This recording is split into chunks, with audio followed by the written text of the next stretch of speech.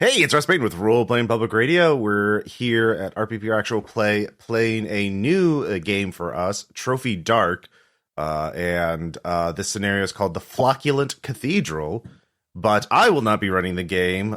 Jason Cordova, the founder of Gauntlet Publishing, author of Brindlewood Bay, and has done some work for Trophy Gold, I believe. The Trophy Dark is sort of the basic, the standard version of the rules, and Trophy Gold is the more advanced, complex set of rules about doomed treasure hunters going into a dangerous place to get treasure, and surely nothing bad will happen to them. But Jason, if you want to take it from here. Yeah, thanks for having me. This is really exciting. Yeah, so I normally like to start off games by doing a introductory procedure called CATS.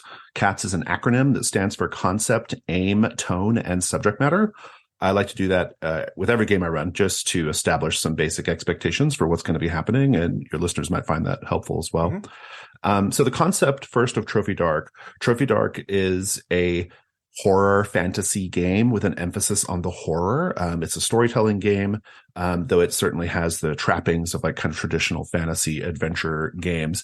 It is a sister game to a game called Trophy Gold, like Ross said. They're actually like different games. The one is like kind of more of a contained horror experience, and the other is more of like a dungeon crawl type experience. We're doing the former. And so, yeah, Trophy Dark is about doomed treasure hunters going into a place that does not want them there. And it's all about seeing how these treasure hunters meet their end. Essentially, you are going to be playing to lose in Trophy Dark. That's kind of our ethos at Trophy HQ. This particular scenario, the Flocculent Cathedral, is in the core Trophy Dark book. We consider it to be like our B1 for Trophy Dark. It's like the introductory scenario. And so I'm very excited to run it. I don't want to say anything beyond that, though. The aim of the characters is to collect treasure in order to satisfy this drive that they have. They have this like goal that's very expensive to achieve. And so they are going into these places to try to achieve or to acquire and plunder relics and antiques that will help them pay for their ambitions. And so that's what you'll be doing. Our aim as players, though, is to tell a good story. And telling a good story in Trophy Dark means leaning into danger, leaning into betrayal, leading into your characters suffering and poor fate whenever the time comes. And so that's sort of the idea. Try to keep them alive, but when the time comes, be ready to lead into the bad stuff and give us a good story. And then our aim as a play group is we'll make characters first, and then after I'm done with my spiel, we'll make characters, and then we'll introduce them, and then we'll get playing. The game is structured. It has a structure that's called a ring structure. So there are 5 rings, and it's kind of a linear progress from ring 1 through ring 5. And I suspect we'll probably get through the first couple of rings today. And then if we have a chance to play again, we'll do rings 3, 4, and 5 at another time. If I've learned anything from Dante, it's going deeper in the rings makes things easier, right? We'll see. It certainly makes everything much more obvious as you get closer to the end. The tone of the game is dark, as you might imagine, and it really is a very like grimy, gritty game. These are not heroes. These are bad people meeting bad fates. So just kind of understand that. And in terms of subject matter, we helpfully list all of the subject matter things on each incursion in the book. And the ones for this one are, let's see here. Alcohol, body horror, drowning, insects and spiders, manipulation, and religion. All right, great. And we'll have safety tools on the table. I don't really know what RPPR's policy is in general for safety tools, but for this game, we're going to be doing, we'll have 3 tools. We'll say the open door policy. It would be weird to just leave in this recording, but I suppose if you have to, by all means, go for it. The X card. If something happens that makes you uncomfortable in an unfun way, you can say X card or tell me on chat, and I'll stop play, and we'll figure out what to change to keep going. And then we'll do like kind of a roaming lines and veils. Lines are things that we just prefer not to have in the story at all, and veils are things that we're okay with being in the story, but we prefer not to role play it. I'll give an example of what I mean by that. So I always have as a line sexual violence. I don't want to have sexual violence in the story. As a veil, I'm going to put torture behind a veil. I'm okay with having torture in the game and that being something characters do. I just prefer not to roleplay that or show it too graphically as we describe it. For roaming lines and veils, essentially just if we're about to run up into something that you decide you don't want to do content wise, just we'll say right then and we'll line it then, and then we'll from that point forward we won't do it. I think that's all I've got for cats. Do you guys have any questions about any of that stuff? Yeah. No, I'm excited to delve into the forbidden place. Yes, indeed. The what's this forest? This forest has a name. I don't remember what it is, but I'll introduce it in a bit, I guess. The Gloaming Mire. Yeah. I should mention I'm here with Caleb and Baz as our players today. Hello, Baz. Sorry, I just I just dived into my spiel. Yeah. No worries. Yeah. Hello. So why don't we go ahead and make characters? So I'm going to send you a link here in the chat. Mm-hmm. This link is a link to our online character keeper for Trophy Dark. Just click on that and head over to the tab that says Treasure Hunters. And there you will find, there are 4 columns. We only need 3. For your characters, there's a yellow box that starts in Trophy Dark. You play a doomed. Just follow the instructions and do everything it says to do, and you will have your character made. There's only about 4 choices you have to make ultimately. Yeah. So the only thing I ask is you don't duplicate anything when you're making characters. I don't care otherwise what you pick, but just try not to have any duplication of elements. I'll take the second character sheet. Got pre-made sheets. Or I mean, there's a list. It's kind of like reminds me of Powered by the Apocalypse. Like there's a list of like player names. Yeah, it's all pick lists. Yeah. So that's. I mean, you can make up things too, but if you just want to grab something from the drop downs, you can do that too. I'm gonna be Parda. Okay, let's see now. Parda. Yeah, there's a drop down list of player character names. I put my player name in the. Start by putting your player name in that yellow box. Yeah, so we're not filling in someone else's thing. Let's see. I want to be Parda. I can be I can be Parda, hat Parda. You can be red shirt Parda. Yeah. Hey, you're part of the problem, Russ. Sorry, that was fucking terrible. I apologize. Dang, got me. Damn it! I just picked that one, Caleb. Oh shit! Sorry. No. You can be Orlen. I'll go be our whatever I picked over here. Akaleh.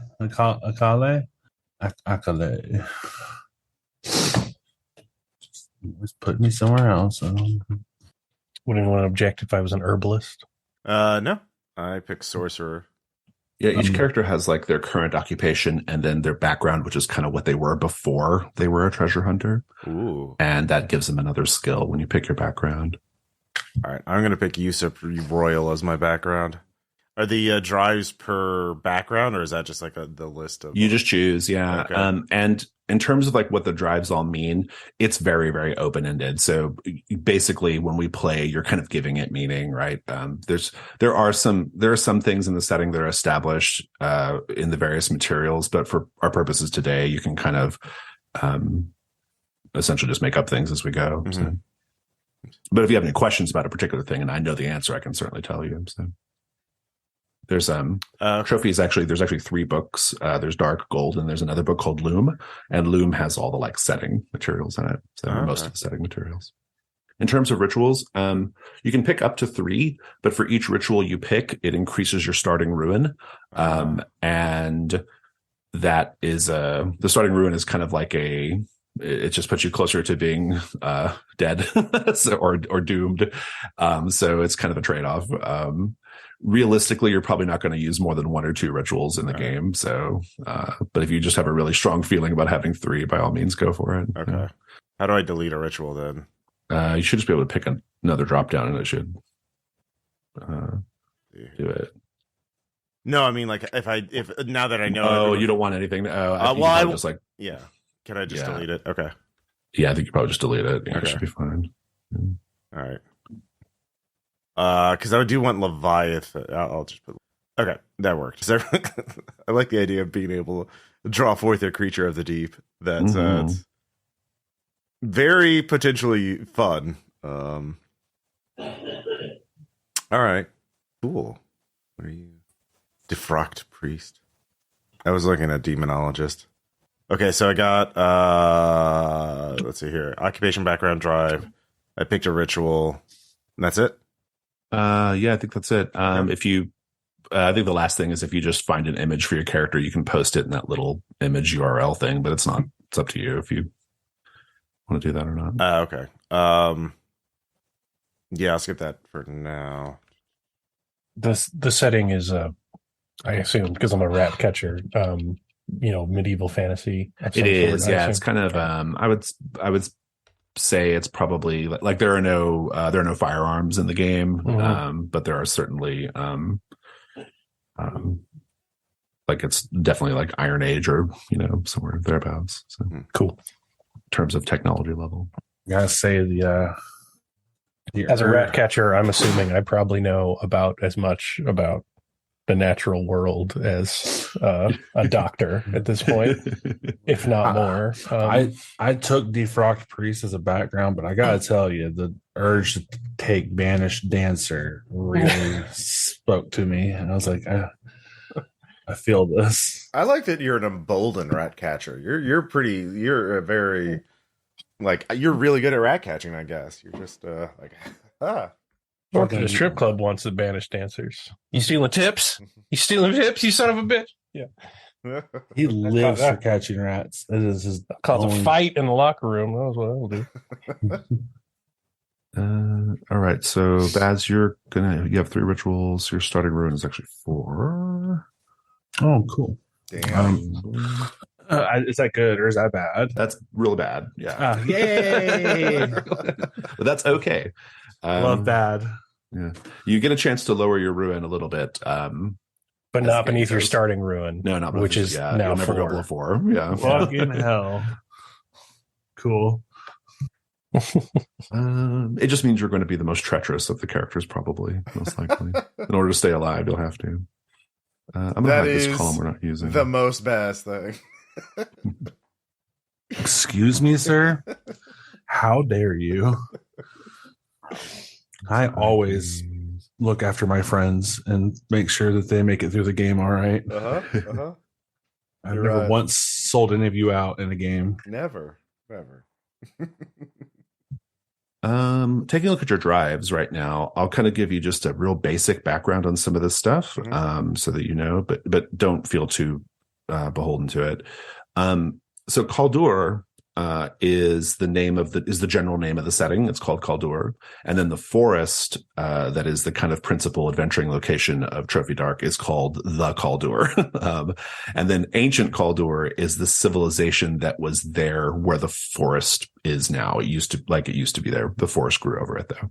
That ancient civilization was much more advanced than the current day civilization. So that's sort of the idea behind ancient Kaldur.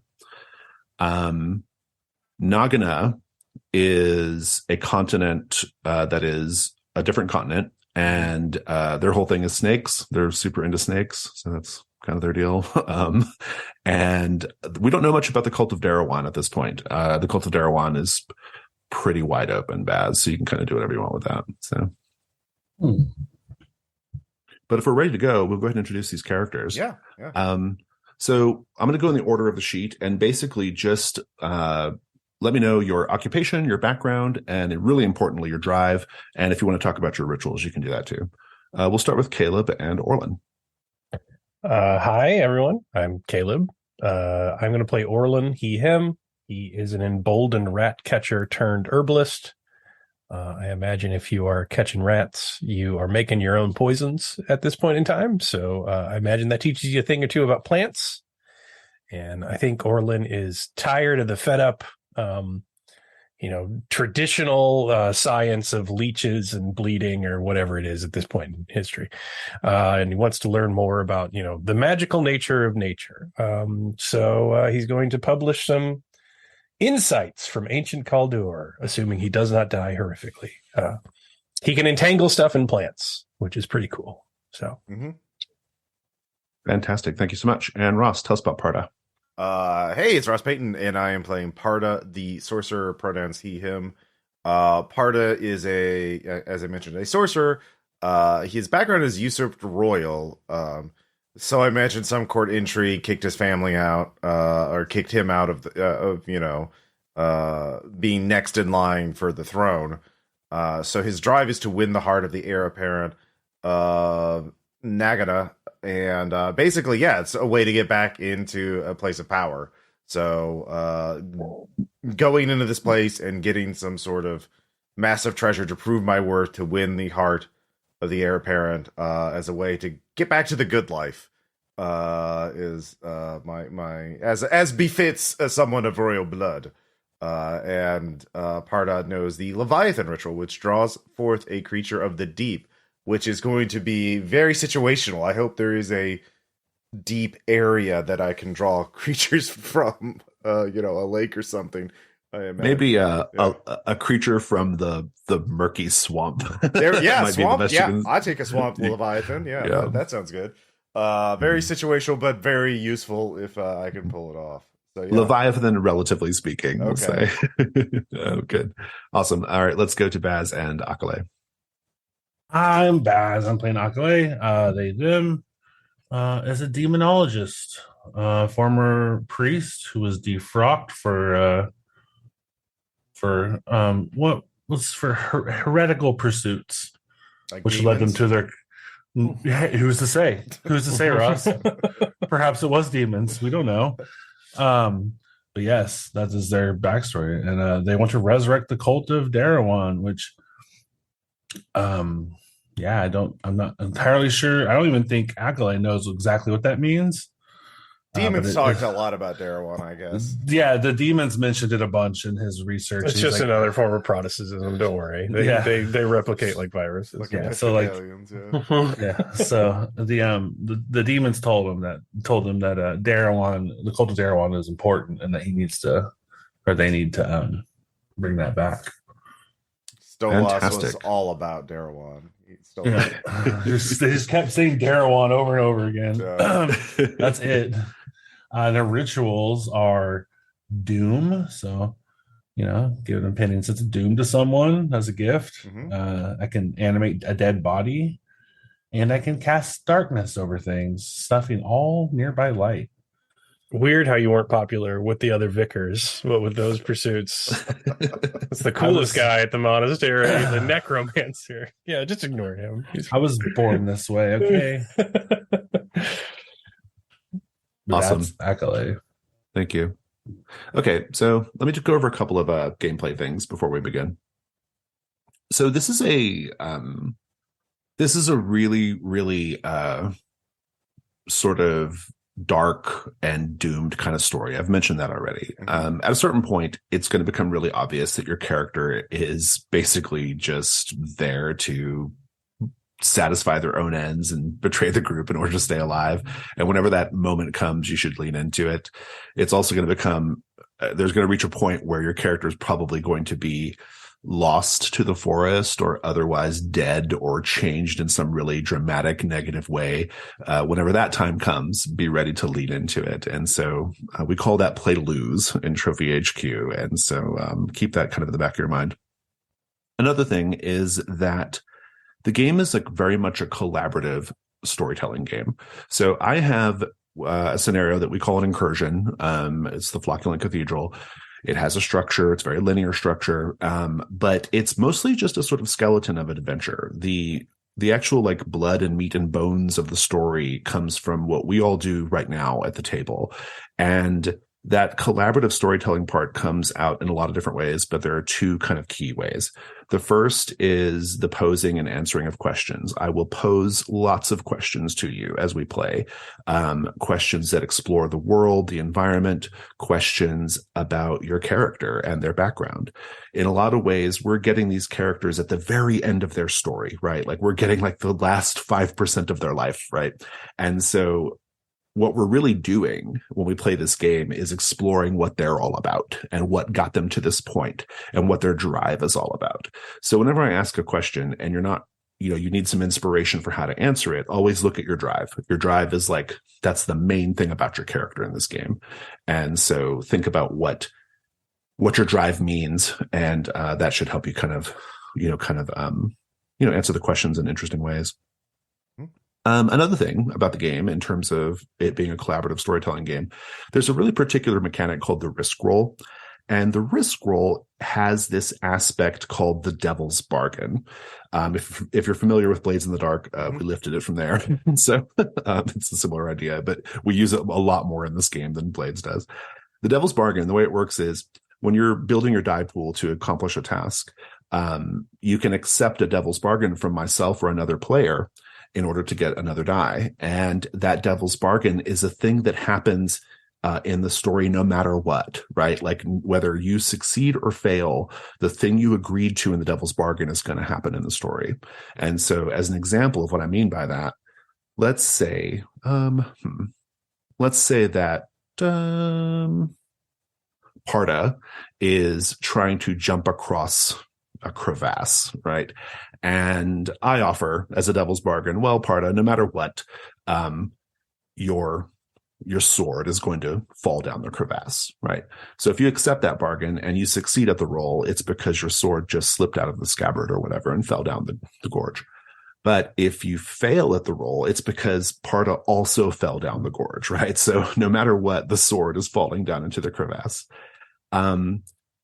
Now that's a pretty simple Devil's Bargain.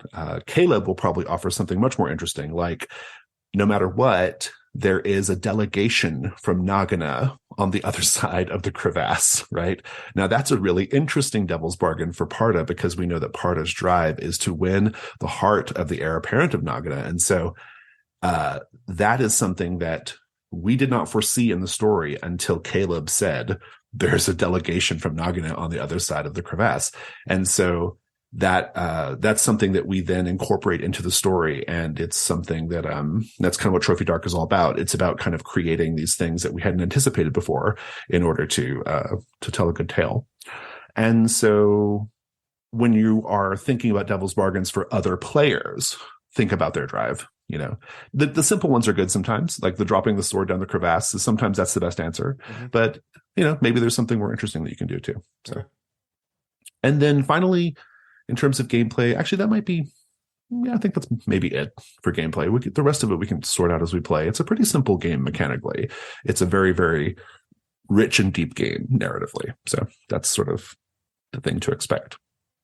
And so I think what I'd like to do is go ahead and introduce the incursion and then take just like a quick break and then come back and we'll start ring one. The Flocculent Cathedral. Flocculent is an adjective used to describe moss. It means fluffy, but in the context of moss, right? And moss is the theme of our incursion. You are all currently standing at the edge of the Gloaming Mire. The Gloaming Mire is a mangrove-dense fen that is rumored to hold at the heart of it the legendary Flocculent Cathedral. Now, what will you expect to find in the Flocculent Cathedral? Well, who knows? There are different stories. But what you all expect to find in a general sense is just something very valuable that will help you achieve your drive. But as you are approaching the Gloaming Mire, as you're entering the swampy woods, you start to see evidence that on the outer edge of the mire, at least, there are people here. For example, at one point you come across 24 skulls, and their tops have been neatly sawed off.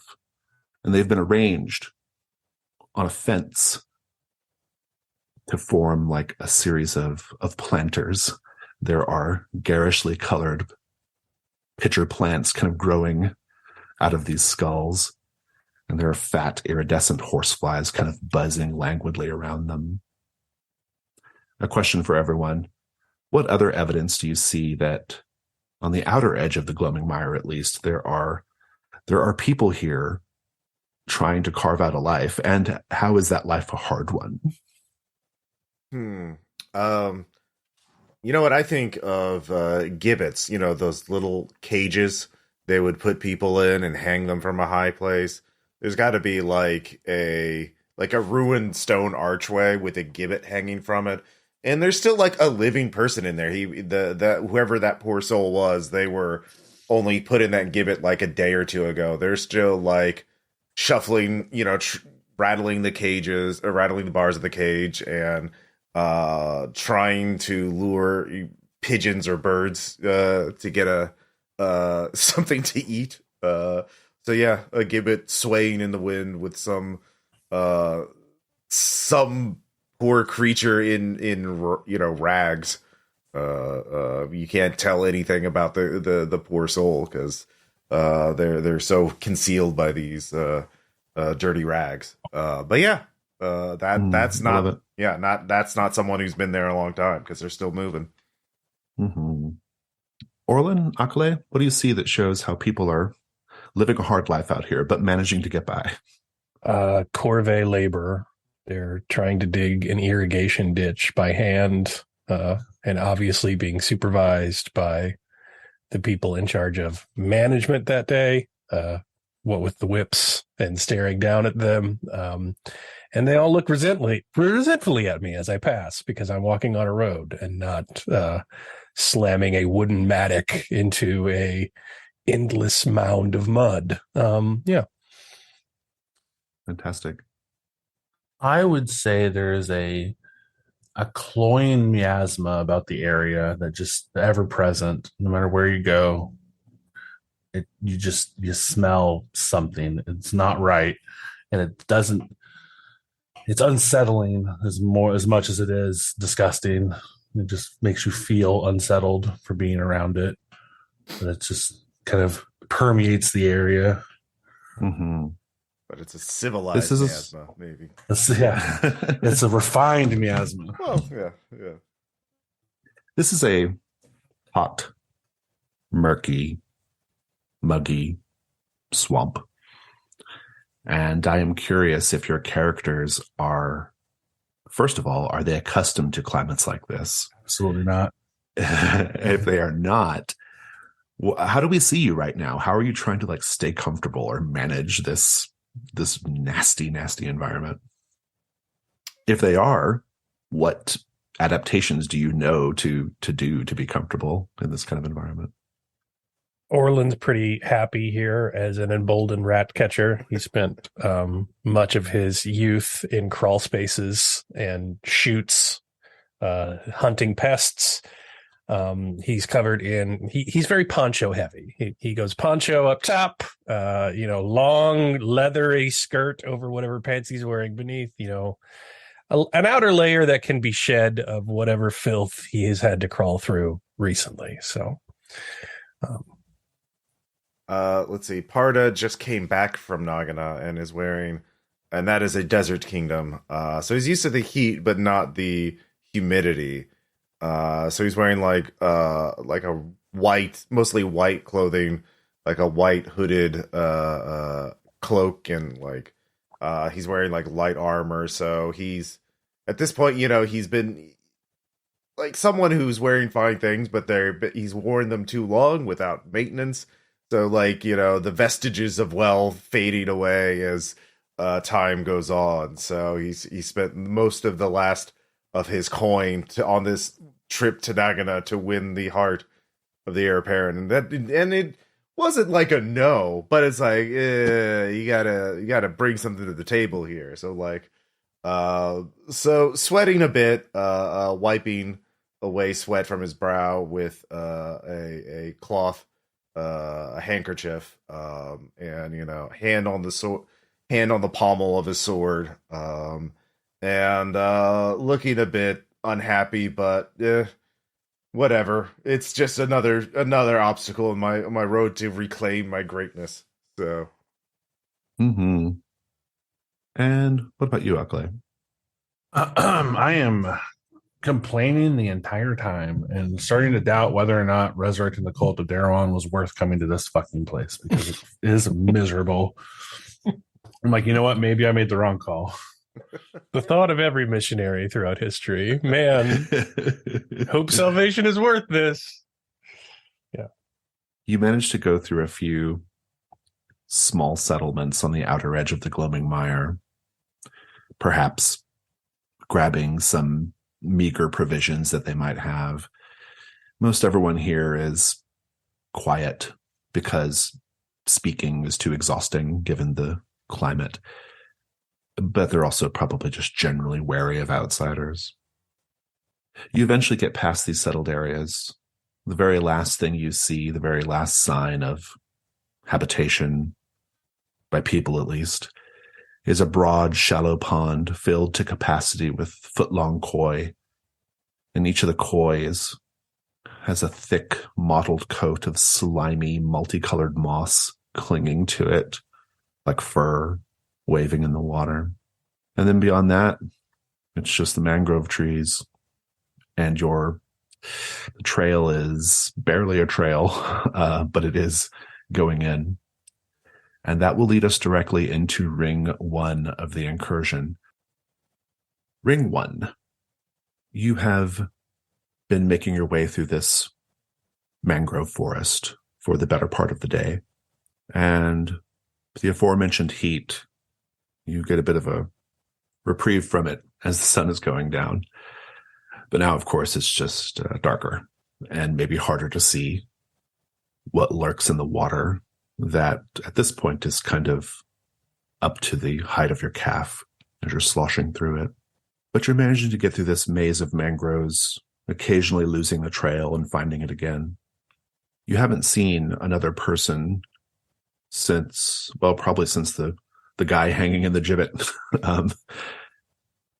But as the sun is just going down and making it functionally nighttime just because the thickness of the forest makes it even darker than it would be, you hear some noises up ahead. It is the sound of a pretty large group of people. They are making all the sorts of noises you would expect them to make if you were amidst a group of people who are celebrating. There's the sound of laughter, singing, the clink of flagons of ale. It's some sort of camp. You can tell there's a fire, or at least the glow of a fire up ahead. Most likely these are bandits of some sort, but who can say for sure? In any case, you need to figure out a way past them if you're going to get deeper into the Gloaming Mire. And so I think we'll just pick up the scene right there with the three of you kind of being aware of this, and we'll find out what you do from here. Sorry, I had a question real quick. Sure. Yeah. I noticed that the other characters have one ritual. Am I only supposed to have one ritual? No, you can have three. That's fine. Yeah, you can have anything you want. Have we interacted before? Have I just met these two that is not passerbys on established the in road? the game. Okay. You can kind of decide, but the basic assumption is that you are just opportunists who come together for mutual benefit, but otherwise don't have too many attachments to each other. But that's kind of up to you to explore as we play. So, Okay. yeah. So take it away. Role play for a bit. Figure out how you're going to get around these guys. Well, I don't think we should approach them openly. We don't know what they think of outsiders. Surely they are more familiar with this place than we are, and they may take a dim view on people they consider to be trespassers. We may become the main entertainment of the evening, or the main course. So I suggest we find a path around them. How many are there? I would say that you probably have heard at least 6 or 7 different voices, but those are just the people loud enough to be singing and talking. There could be more. That alone is more than we're capable of handling, I assume. So I'm always of the opinion that the best way not to trespass is to ask for an invitation. So you want to approach and ask for that invitation? Or do We you could want... at least see if they're simple village folk like the ones we passed earlier. I've lost track of the times that nobles have come galloping through my town square, flinging mud because they were afraid of the banditry that was going to occur because of Grandma Winslan, tending her garden, or the children playing ball. I see no reason to be afraid of common people. They merely want to eke out their living like the rest of us. Well, if you've never had anything worth stealing, then yes, I can see why you wouldn't be afraid of bandits. And I can see why you would. Exactly. Well, if you want to go forward, we can stay. I can stay. We could. Akaleh and I can stay slightly behind, and if they attack you, then we know the truth. But if they are welcoming, we can say, "Oh, we found you, Orlen. I applaud you for your bravery. Go on." Orlen taking the lead. It's a sacrifice I'm willing to make. So, please, Orlen, go greet them. As a man who's taken oaths, I would hope that your virtue will actually come to my aid. I will not ensure that this unsocial creature, I regard the noble, keeps his word, and then I go traipsing through the wood. Yeah. I assure you, my oaths have nothing to do with your well-being. So it sounds like what you're going to do, Orlen, is you are going to just walk right up. Perception? Can I like see what I can see first? If you want to sneak up and take a look first, absolutely. Yeah, I would be cautious, but I don't want to just assume they're here to murder us because they're by the side of the road. Yeah. Well, so let's be really clear about what you're going to do here. Are you going to try to do some reconnaissance first, or are you going to just cautiously approach? I will cautiously approach. Okay. If you're just I will make it clear I am not a threat and be on the lookout for threats myself. Yeah. Yeah. If you're just cautiously approaching, I'll just give you some information you'll notice as you approach. But there's about a dozen of them, in fact, in various states of drunkenness, men and women, both. I would say well, let me take a look at the incursion. I would say that they are the types of people who have lived a very hard life. I'll pose the question to you, Orlen. What do you notice right away that shows that these are hard people? They are drinking just, I'll call it malgrog. It's like grog, but worse, and somehow more alcoholic. But it's you can smell it before you can see it. It's got, shit floating in it from the distillery process. It's pretty foul. Not something they even serve at taverns. Indeed. But if you need to get drunk in the woods, it's what you have. Yeah. As you get closer and they hear your footsteps, they get quiet. The ones who are very drunk maybe don't. They're even louder because you can hear them even more now. But the others sort of get quiet. And one person gets up. They have their hand they have a long knife. And they kind of call out. They maybe can't quite see you yet, but they say, "Who is that? Who's there? Show yourself." My name is Orlen. I come out. Hello. I am but a simple herbalist.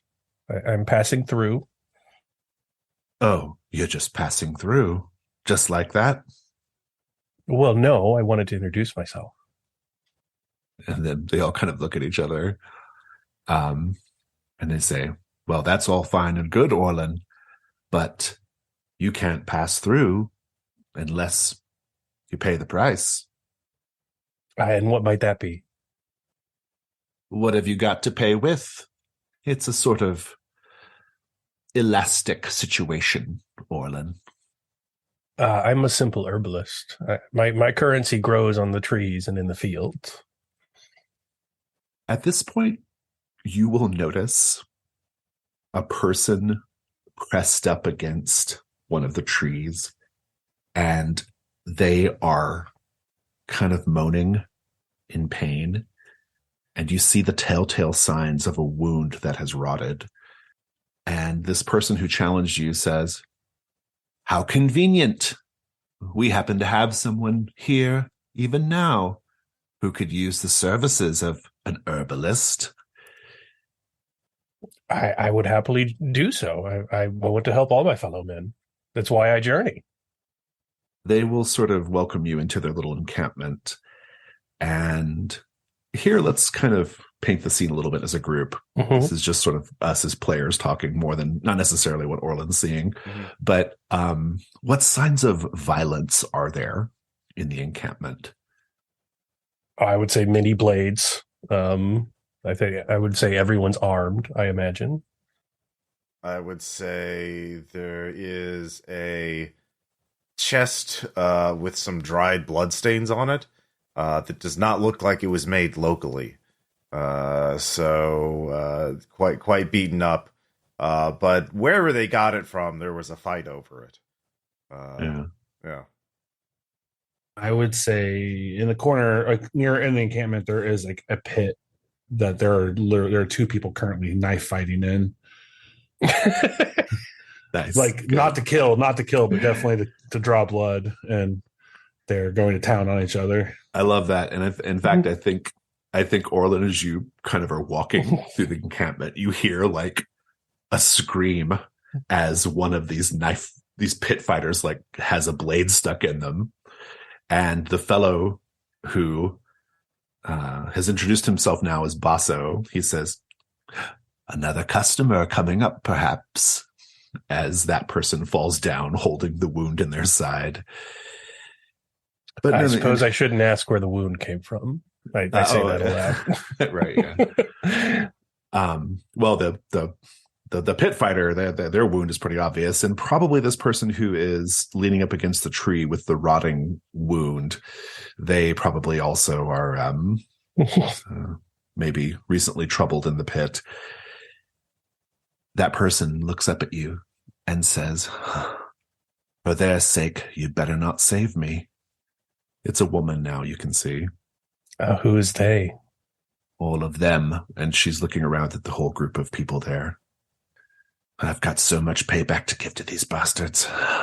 And they know it too. But their ridiculous honor requires that they tend to me. But that doesn't matter. Help me, and they will die, all of them." And they all just laugh, clearly unconcerned about her vengeance. Okay. It's a unique negotiation tactic you've adopted. I'll take it under advisement. Hey, let's look at that wound. How you feeling? But yeah. He says, "I feel like shit. How do you think I feel?" I understand. How did the knife fight go? She's like, "Well, if you can believe it, it was worse for the other guy." And the wound is like fucking green and yellow, and there's pus dribbling out of it. And there's even like little flecks of moss that have started to fill in, strangely. Ooh, I needed samples of that anyway. So indeed. Meanwhile, back at back where Akaleh and Parda. Sorry, it'll give me a minute for the names. Akaleh and Parda are. Mm-hmm. It's been a minute. You haven't heard any screaming or signs of pain or torture coming from your companions. So maybe things are okay, or maybe this is an opportunity. Maybe they're distracted. But what are the two of you doing? Parda, do you reckon they ate them? No, there would be more noise. They would be whooping for joy at having a feast. I can't imagine them eating in silence. So, do you think they plan on eating them?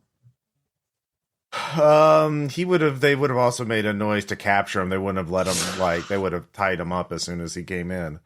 So I don't know much about swamp folk or people of the swamp. I assume they're all cannibals. Well, I don't. If they are cannibals, they're well-fed cannibals, so they're not hungry tonight. So that doesn't mean he's safe, but they have not killed him immediately, I would say, or captured him.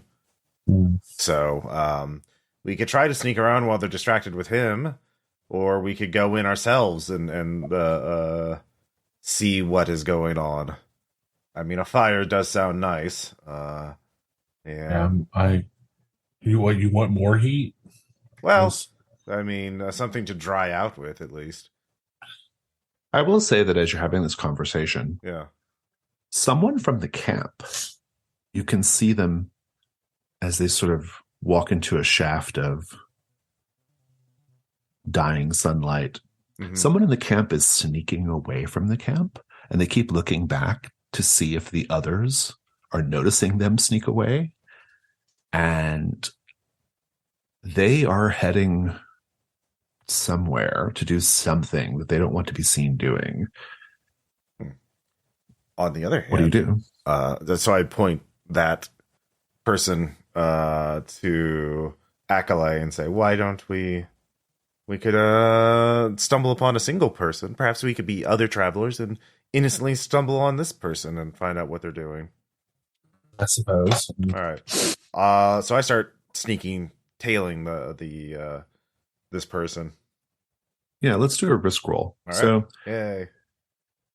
if you on the character keeper, if you hover over the little on the left hand side, all the rolls are there, and you can hover over it, and it has the text of it. But I'll just read it aloud here. When you attempt a risky task, declare what you hope will happen. So I think it's pretty obvious you're just trying to sneak up on this person or something else. Just follow them and see what they're doing without being noticed. So, good. Yeah. And now the rest of us get to say, as players and GM, we get to say what we think could go wrong if you fail. Now, it's still up to me to decide as the GM, but I'm just kind of taking on the advice of everybody. Caleb or Baz, any ideas of how this could go badly? I think a knee-jerk violent reaction to being discovered.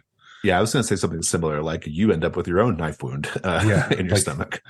Just a throwing knife comes, just auto launches out of his hand, out of their hand. I was just out of instinct. Mm-hmm.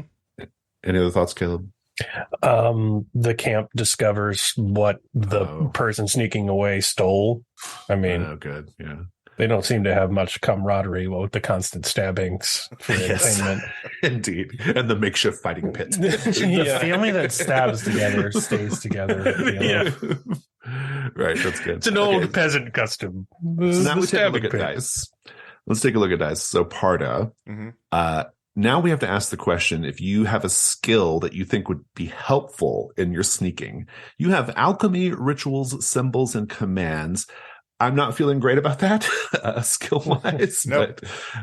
But, so instead, you can get a light die, it would be an addition to, but here it's instead. You can get a light die for accepting a devil's bargain. Now, this is what I talked about earlier. Something that will happen in the story no matter what, whether you succeed or fail. And I will start off by offering the devil's bargain of the person who's sneaking off is someone you know from the past. Ooh, I like that. Yeah. Caleb and Baz get to make an offer as well if they wish. So there can be multiple devil's bargains? Yeah, and then you pick one. Okay. Okay. I pick which one. You can reject them too, but if you reject them, but there's only one is mechanically added. Yeah. Okay. Oh, yeah. You pick one, and that's the one that will happen. So, okay. Yeah. And you get the die for that one. Okay. I'll go. The person sneaking off is desperate, so you need to help them whether you want to or not. Yeah, and they're going to very loudly ask for that if you decide no. Yeah. Whatever they are doing, you will be implicated in it to the group. So, okay. I will. I mean, I'm tempted by the someone from my past, but I like the desperate one the most, so I'll go with that one. Good. You have one light die, and you can add a dark die. You would take a dark die if what you're doing is inherently risky, like if you're risking your mind or body to succeed, or if you were performing a ritual. But I don't think you are yet. I don't think it's quite reached that level. So for now, you can just roll a light die. And so if you go to the die roller and just go to risk and type in 1 light and roll. Okay. So wait, well, did I get anything? So so the 1 die is from the Devil's Bargain? That's it. Yeah, you've got the light die from the Devil's Bargain. Yeah. That's it. If you'd had a skill that was relevant, you would get 2 light dice. Okay, so I have to Devil's Bargain if I don't have a skill in order to even try. Well, you could just do a dark die because. Yeah. Okay. I mean, Okay. Yeah. All right. Well, let's see here. Hey, 6. That's great. Okay. Doesn't get any better than that. 6 is it's a full success. You get to describe how you successfully maneuver, both you and your companion. Mm-hmm. Since you're kind of taking the lead here, you and Akaleh are able to get the jump on this guy. Okay. Just give me a little bit of the scene. What does that look like as you're approaching? So we're intently following the person, following in the footsteps as we're, weaving around the trees, as the light of the camp grows a little, we can still see the light of the camp, but it's definitely farther away, just a pinpoint of light in the distance. The person trips, and whatever they were carrying, any weapon falls out of their hand and into actually near us, and they've had the wind knocked out of them, so we can easily walk up to them, stand over them with our pick up what they're carrying, whatever they're at our mercy. Yeah, I love it. It's good. Yeah. That's good. We'll pick up with the scene in a moment. I'm going to go back over to Orlen. Orlen, you can do a risk roll to save this person's life with herbalism if you wish. I would like to do that. So let's all talk about what could go wrong. And I always have the option of saying that only certain people can speak. But I think in this instance, everybody can make an offer or make an idea or say an idea of what could go poorly. I'll just do the basic of you just kill her instead of saving her. But maybe there's something more interesting than that. I don't know. See what Ross and Baz have to say. The moss spreads to your hands. Oh, that's good. Yeah. Just a few strands. Yeah. That might be a good bargain too. Yeah. I was going to go for a contagion angle. You beat me to it, Ross. Oh, sorry. Yeah. All right. So let's get some dice going. So I think your skill in plants and remedies certainly applies. So you get 1 light die because you have relevant skills. Cool. And then you can take another light die if you accept a Devil's Bargain from us. I love the spreading moss as a Devil's Bargain. So I don't know. Sure. I'll steal that from Ross. But if they want to make Ross and Baz, you want to offer something else. So that's a thing that happens, certainly. Yes, whether you succeed or fail, you're getting a moss infection. Well, I'll take the 1 die then. Yeah, I'll let the bargain. Well, we might have some other bargains. Let's see how it goes. I have one. Good. She catches feelings for you. Oh, that's a good one. Yeah. Love story. The whole falls in love with their nurse kind of thing. Oh yeah. Devil's Bargain is she reveals it somehow, you see something on her person that indicates she's poisoned the Malgrog. So her prophecy is actually pretty accurate. Don't drink the Malgrog. Got it. Yeah. I'll do the catches feeling one. Sure. Okay, good. Does that give me an extra die? You have 2 light dice now, and so we'll stick with that for now. Go ahead and roll risk with 2 light. Okay, so you got a 5. Now, a 5, if we look at the die roller description or the move description, a 5 says, on a 4 or 5, you succeed, but there's a complication. I'll describe or tell you what the complication is, and if you don't want to deal with that, you can add a dark die and roll them all again to try to get a 6. Okay. Mm-hmm. The complication is that someone in the encampment will notice the burgeoning attraction, and as a sort of cruel amusement, will insist the 2 of you fight in the pit. If you don't want to deal with that, you can add a dark die and roll all 3 again to try to get a 6. But if the dark die is highest and higher than your current ruin, then your ruin goes up. I will leave it as is. I will help the woman and accept the the weird social customs of these Yes, people. indeed. Go ahead and It all goes describe back to the pit to them. Yeah. how do you stabilize her festering wound? I am probably pretty cruel first because it's medieval. So I scalpel off the moss. And that can't feel good. It's also probably not great that I put it in a vial to look at later. And then I cover it with mint bloom and an antiseptic and do what I can to staunch it with a poultice.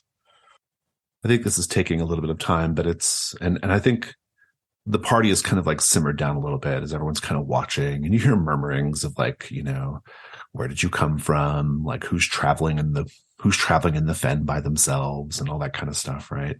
Mm-hmm. And occasionally this character Basso comes over and looks over your shoulder, and Basso catches the moment when this woman, whose name is, we shall name her Eoffrey. Eoffrey, just as you're kind of putting the last bit of poultice on her wound, she touches your hand and cradles it in her own and says, "Thank you. I don't think I got your name." I am Orlen. Orlen, what are these tiny little bite mark scars on your hand? Where are these from? Oh, from the rats. Oh, you are... Also raccoons, pox raccoons, and the worst of all, dark raccoons. You never want to find a dark raccoon in upper of an attic. They're vicious creatures. She says, "Orlen, I'm doing my best to woo you here, and you're making it very, very hard talking about various raccoons and rats." Oh, I'm sorry, ma'am. I'm but a simple rat catcher in status and caste. I seek my fortune in the future of publications about herbal remedies. But I am as such not a suitable suitor for a woman of such stature as yourself. Basso says, "Oh, look at the two of you.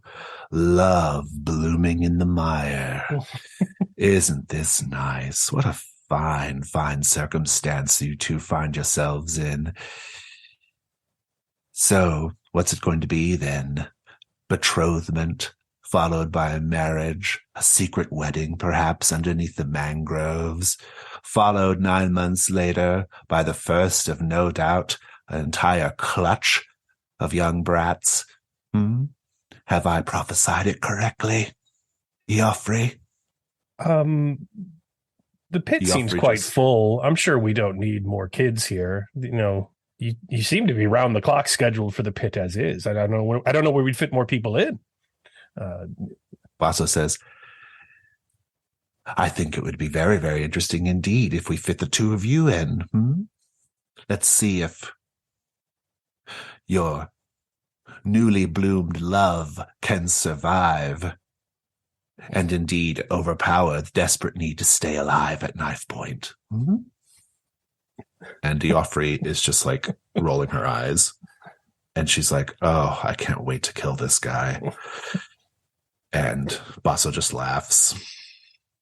What are you thinking or doing right now?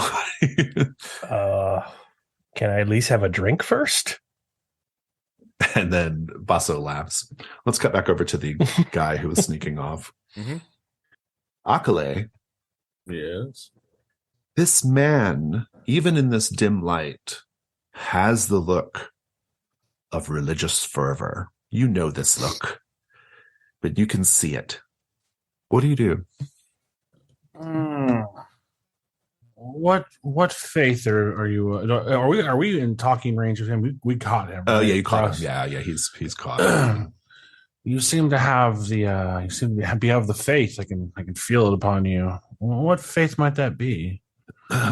He says, "Well, I of course am loyal to the sisters, as all good people are, the woman saints who guide us and shape us."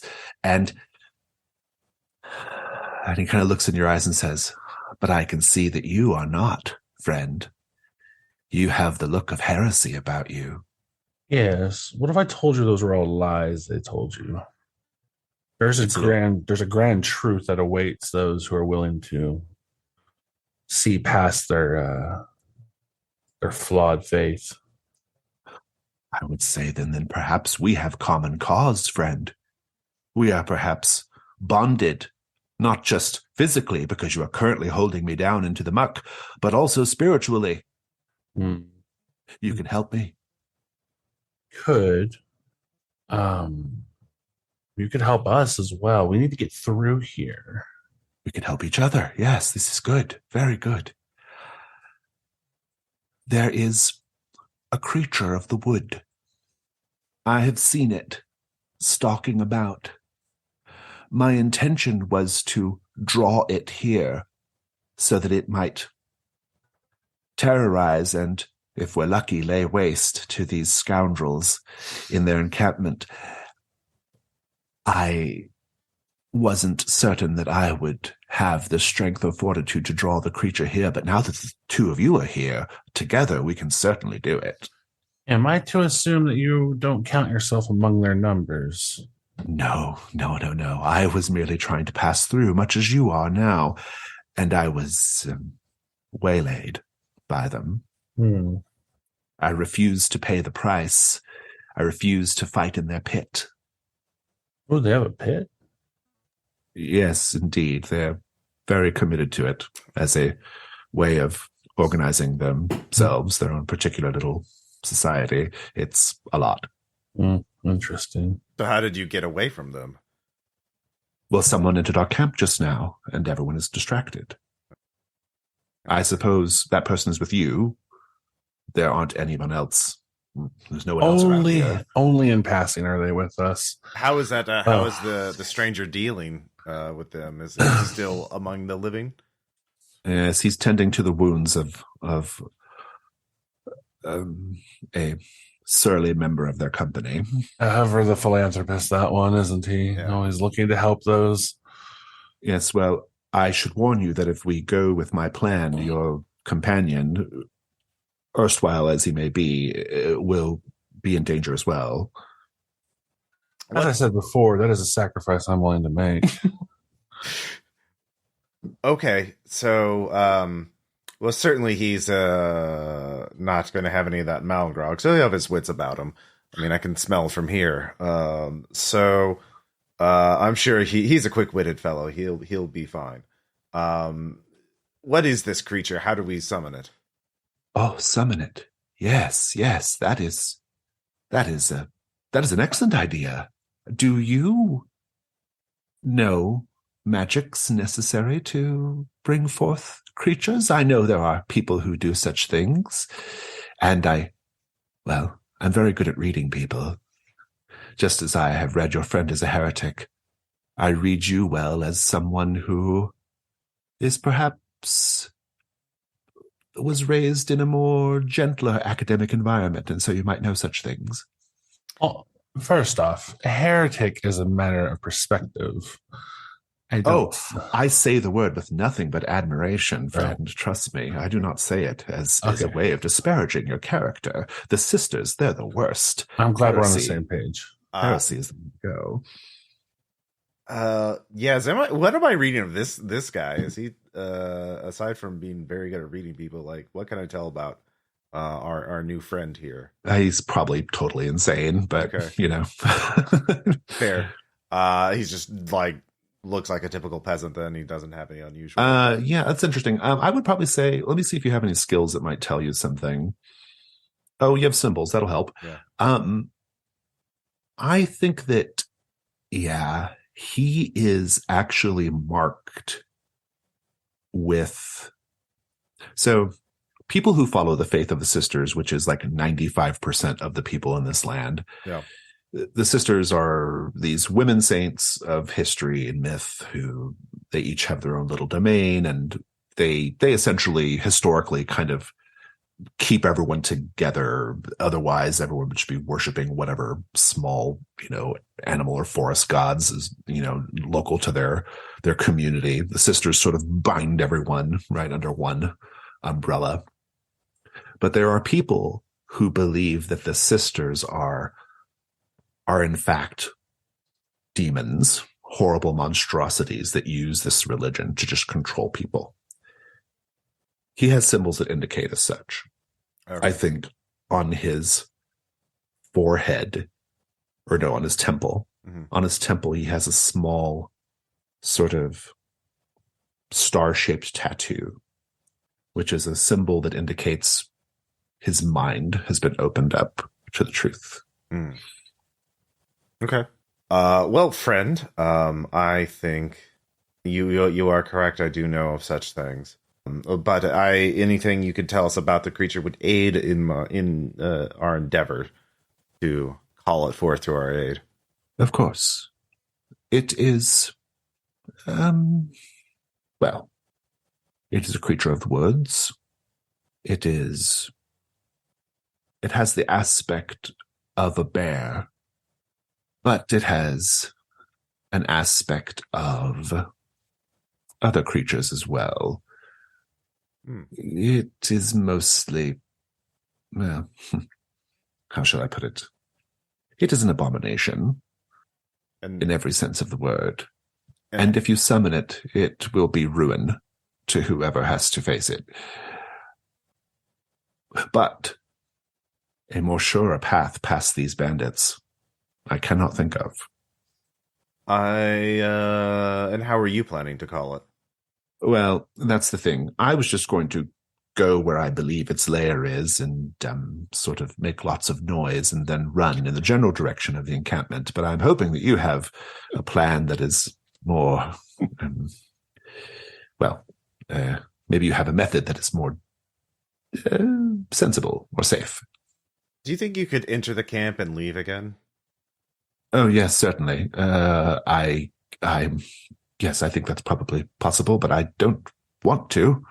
Well, I think I could create, I guess, for lack of a better term, a sort of incense that would draw. If it has the aspect of the bear, it would have undoubtedly a keen nose, and I could make something that would draw the attention of that nose.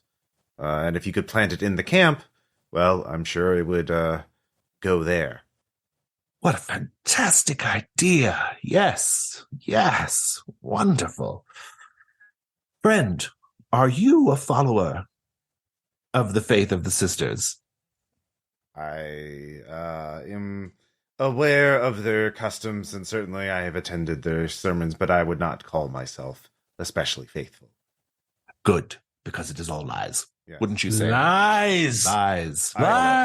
If you see enough of the world, you'll know about other faiths and other religions, and you realize they're all saying the same thing. No, there is one truth. Well, yes, that's right. There is. Parda, we know the truth. Right. Well, I know what my truth is, and it involves getting past these bandits. So let's get to work. We'll need some blood, of course. Either yours, friend, or if there's any small woodland creatures we could use, that would be a helpful start. He says, "Oh, I am more than happy to spill my own." Yeah. And he has like a small stone knife, and he's already drawing it across his palm. Yeah, so I guess I kind of want to do a ritual. I think basically to lure this monstrous bear would be essentially creating a bait for it, like Is this your Leviathan? Is this Leviathan, or would this It will work because of the aspects of the bear that were unmentioned. Yeah. This is not your standard bear. Yeah, exactly. It's not your standard bear, but yeah. It's a nightmare bear. Yeah. A night bear, if you will. A night bear, yeah. So that's the basic principle. It's bait. Yeah. But even if it wasn't like a creature of the deep, I think probably the principles are the same. And so we're in the deep wood. Exactly. Precisely. Yes. It's all a matter of interpretation. That's what your new friend would say. Let's go back over to Orlen for a bit. Yeah. Orlen, the camp is already chanting, "Fight, fight, fight, fight." Joffrey says, "They're going to throw us in the pit and make us fight each other unless we find a way out of here." Well, I have no intention of doing that sober. Oh, yeah, you can already have had a drink by now. Yeah. Oh, I would like access to the Malgrog. Yeah. Oh, access to the Malgrove. Oh, that's good. Yeah. Yeah. They can you can be kind of like there with they have the cask kind of open and they're just kind of dipping their mugs into it. You can smell it before you even see it. It's so it burns the nostrils, right? Very strong. I take a drink and do nothing to hide my disgust at it. Good. Yeah. Is there no bleed wart in this, Basso? Basso says, bleed wart. The viscosity is all wrong. The acridity is far too high. Acridity. Before I go fight in your pit, might I remedy another illness regarding your brewing ability? I can fix it very quickly. You will find it far more enjoyable. But we didn't brew this. We stole this from. Oh, then you've liberated it from fools. Yes, right. You need not suffer for their mistakes. So I get amongst the pouches. Yes, I love viscosity. It's wonderful. Yes, what are you going to do there? So can I make a plants check to just like dose the shit out of this with like psychotropic mushrooms? Oh, yeah. Okay. Absolutely. Risk roll. Okay. I have plants. That's what could go wrong here. Doses himself in the process on accident. Very good. Yeah. I like that. Let's go to dice. I think you get your first light die for skills for sure. Devil's bargains. Ross, you can make the devil's bargain this time. Just you. Okay. So I think, regardless of, what happens, the, blood is spilled, that will definitely aid in attracting the bear of the deep. So it's definitely going to come, even if the summoning ritual doesn't work, but, oh, good. Oh, yeah, I think I'd take, like, no matter what, the bear is coming. You might not even have to do the ritual, right? Yeah. Okay, interesting. Do you take that? Or actually, let's maybe change it this way. Like, no matter what, Orlen has to deal with the bear. I think that there we go. Yeah. It's attracted to Orlen specifically. Yeah. Do you take that or do you reject it? if that's my only option, that's your only offer. Eaten by bear, I would reject that one. Yes. You have one light die, and I think a dark die is automatic here because you are doing something that would absolutely draw violent attention if you were caught. So go ahead or make it could even possibly poison yourself, according to Baz. So go ahead and roll one light, one dark. All right. You got a 5. You got a 5. The complication is Joffrey sees you do this. Mm-hmm. If you're okay with that, let it ride. Otherwise, you can add a dark die and roll all again. Is Joffrey the person I remedied? That's the woman you saved. Yeah. Yeah, I'm fine with that. Okay. I think as you're doing what you're doing, she kind of comes up behind you and looks over your shoulder, and she's like, "You're getting ready to poison them, aren't you?"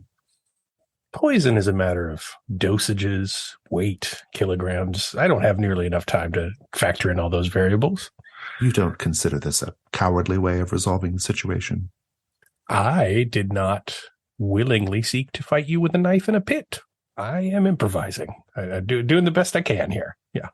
They say that poison is a woman's weapon, but apparently it is yours as well. Well, we used this particular poison on festival days when we were partying. These are called veil render caps. It's about to become a very lively party. So if you want some Malgrag, maybe get it now before Between your affection for various raccoons and poisonous mushrooms... I have no affection for raccoons. Don't you dare say that to me. Very well, very well. I don't know why that my heart should still inexplicably pitter-patter so when I'm around you, yet here we are, poison away. You're doing the thing. Yeah. Meanwhile, the ritual. Now, Akaleh, even though you are not the principal roller, there is a help roll in Trophy. And so if after Ross rolls dice and Ross is not happy with the result, you can throw in a help die if you wish. So let's talk about possibilities here. I think with a monstrous bear, we have a lot of like potential failure options. Anybody have any ideas what could go wrong here?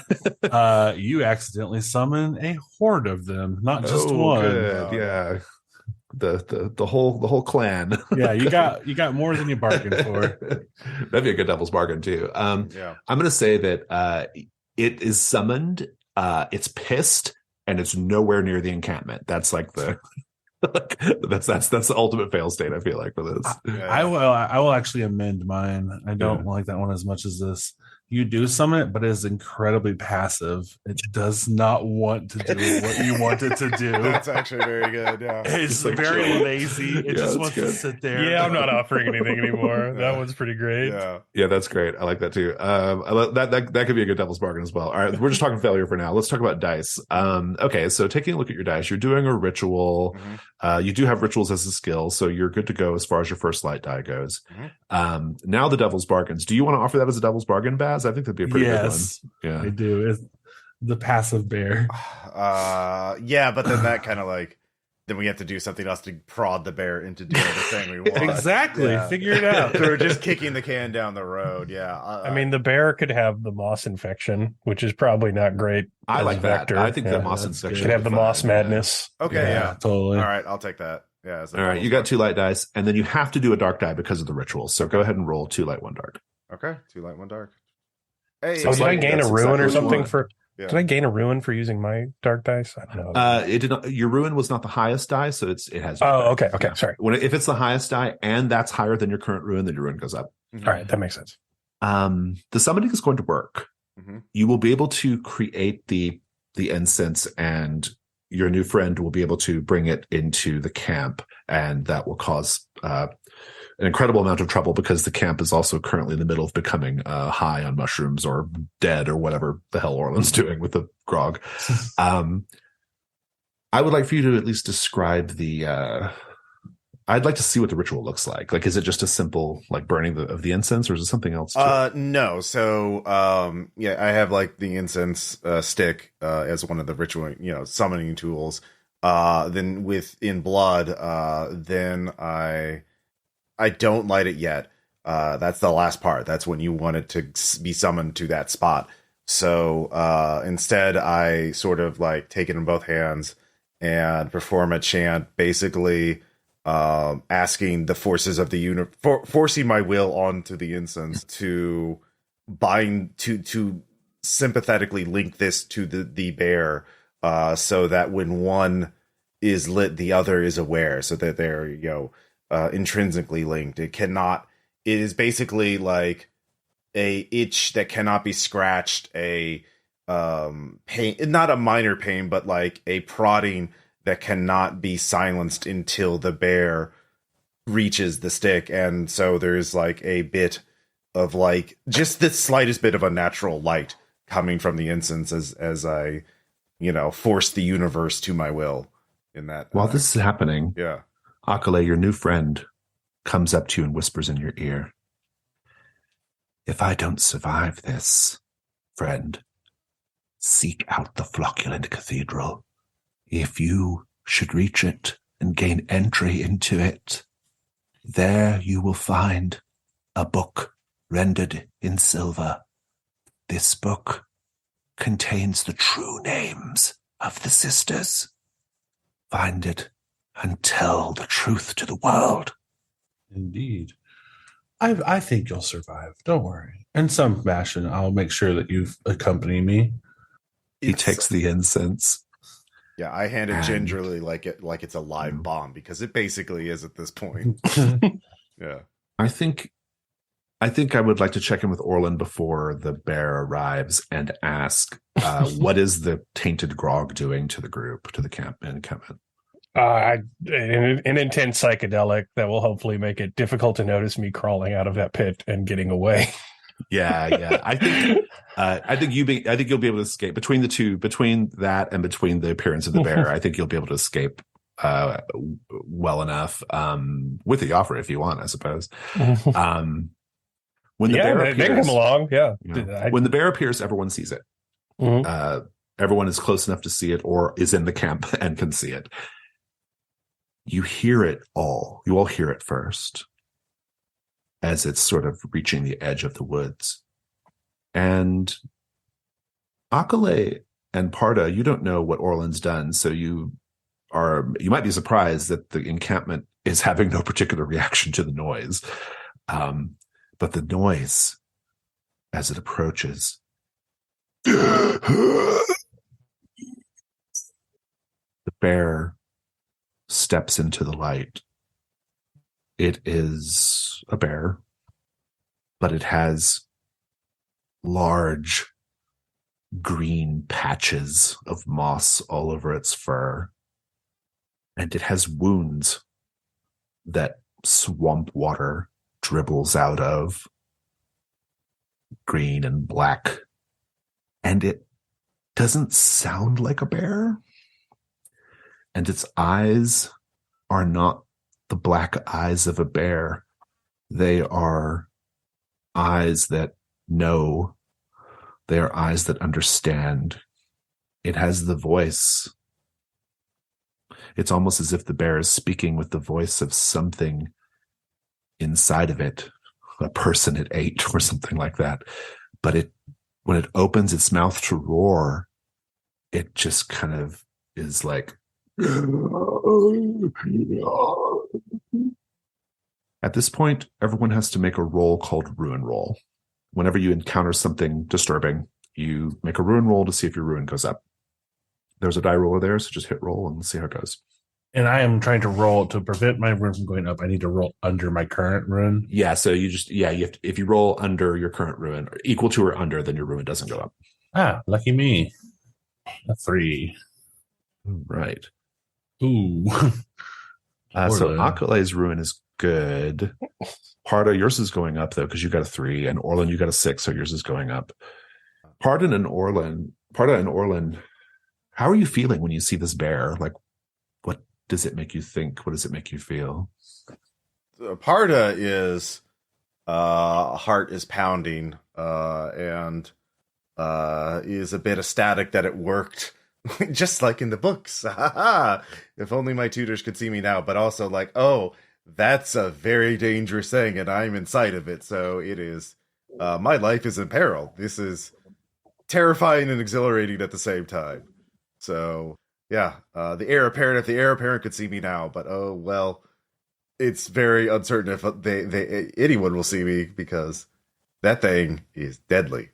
So I know all too well what it could do. I scared shitless. But so wait, my ruin is 2, and I rolled 3, so it goes up if it's less than 3. Okay, so yeah, it does. Go up. Yeah, it always just goes up by 1 if it is higher than your current ruin. All right. Orlen, Iofri grabs your wrist when she sees this creature, just sort of like in shock. What are you thinking or feeling? Do I know my companions brought this bear, or is you have no idea? No. Okay. I am distressed at my bad fortune this early in my trip. I'd really hoped to get like some momentum going before I got attacked by a moss-maddened bear creature. So I'm trying not to anxiety spiral into being cursed on this trip. And I would like to go where she's pulling my wrist, like perhaps run in the opposite direction of the bear. I think that's what she has in mind. Yeah. I will tell you before you go, Orlen, you can feel 2 distinct little nubbins on the end of your tongue, rubbing the roof of your mouth. It happened almost the moment that the bear appeared in the clearing. Just something to note. Okay. For the future. Tongue nubbins. Indeed. I'll write a note. Tongue nubbins. Yeah, you actually have a section on your character keeper that's conditions, and that's nice. And Parda, I owe you a condition as well for your ruin going up. Okay. And I will tell you that okay. You can, as you sort of like witness the bear as it steps into the clearing, color starts to fade away. You're looking at the green, vibrant green moss on the bear's body, And that green is starting to overtake everything. Everything is kind of becoming that color. It's a little bit like Dorothy stepping into Oz, except instead of everything becoming colorful, everything is sort of becoming this strange green color, as if you have a film over your eyes.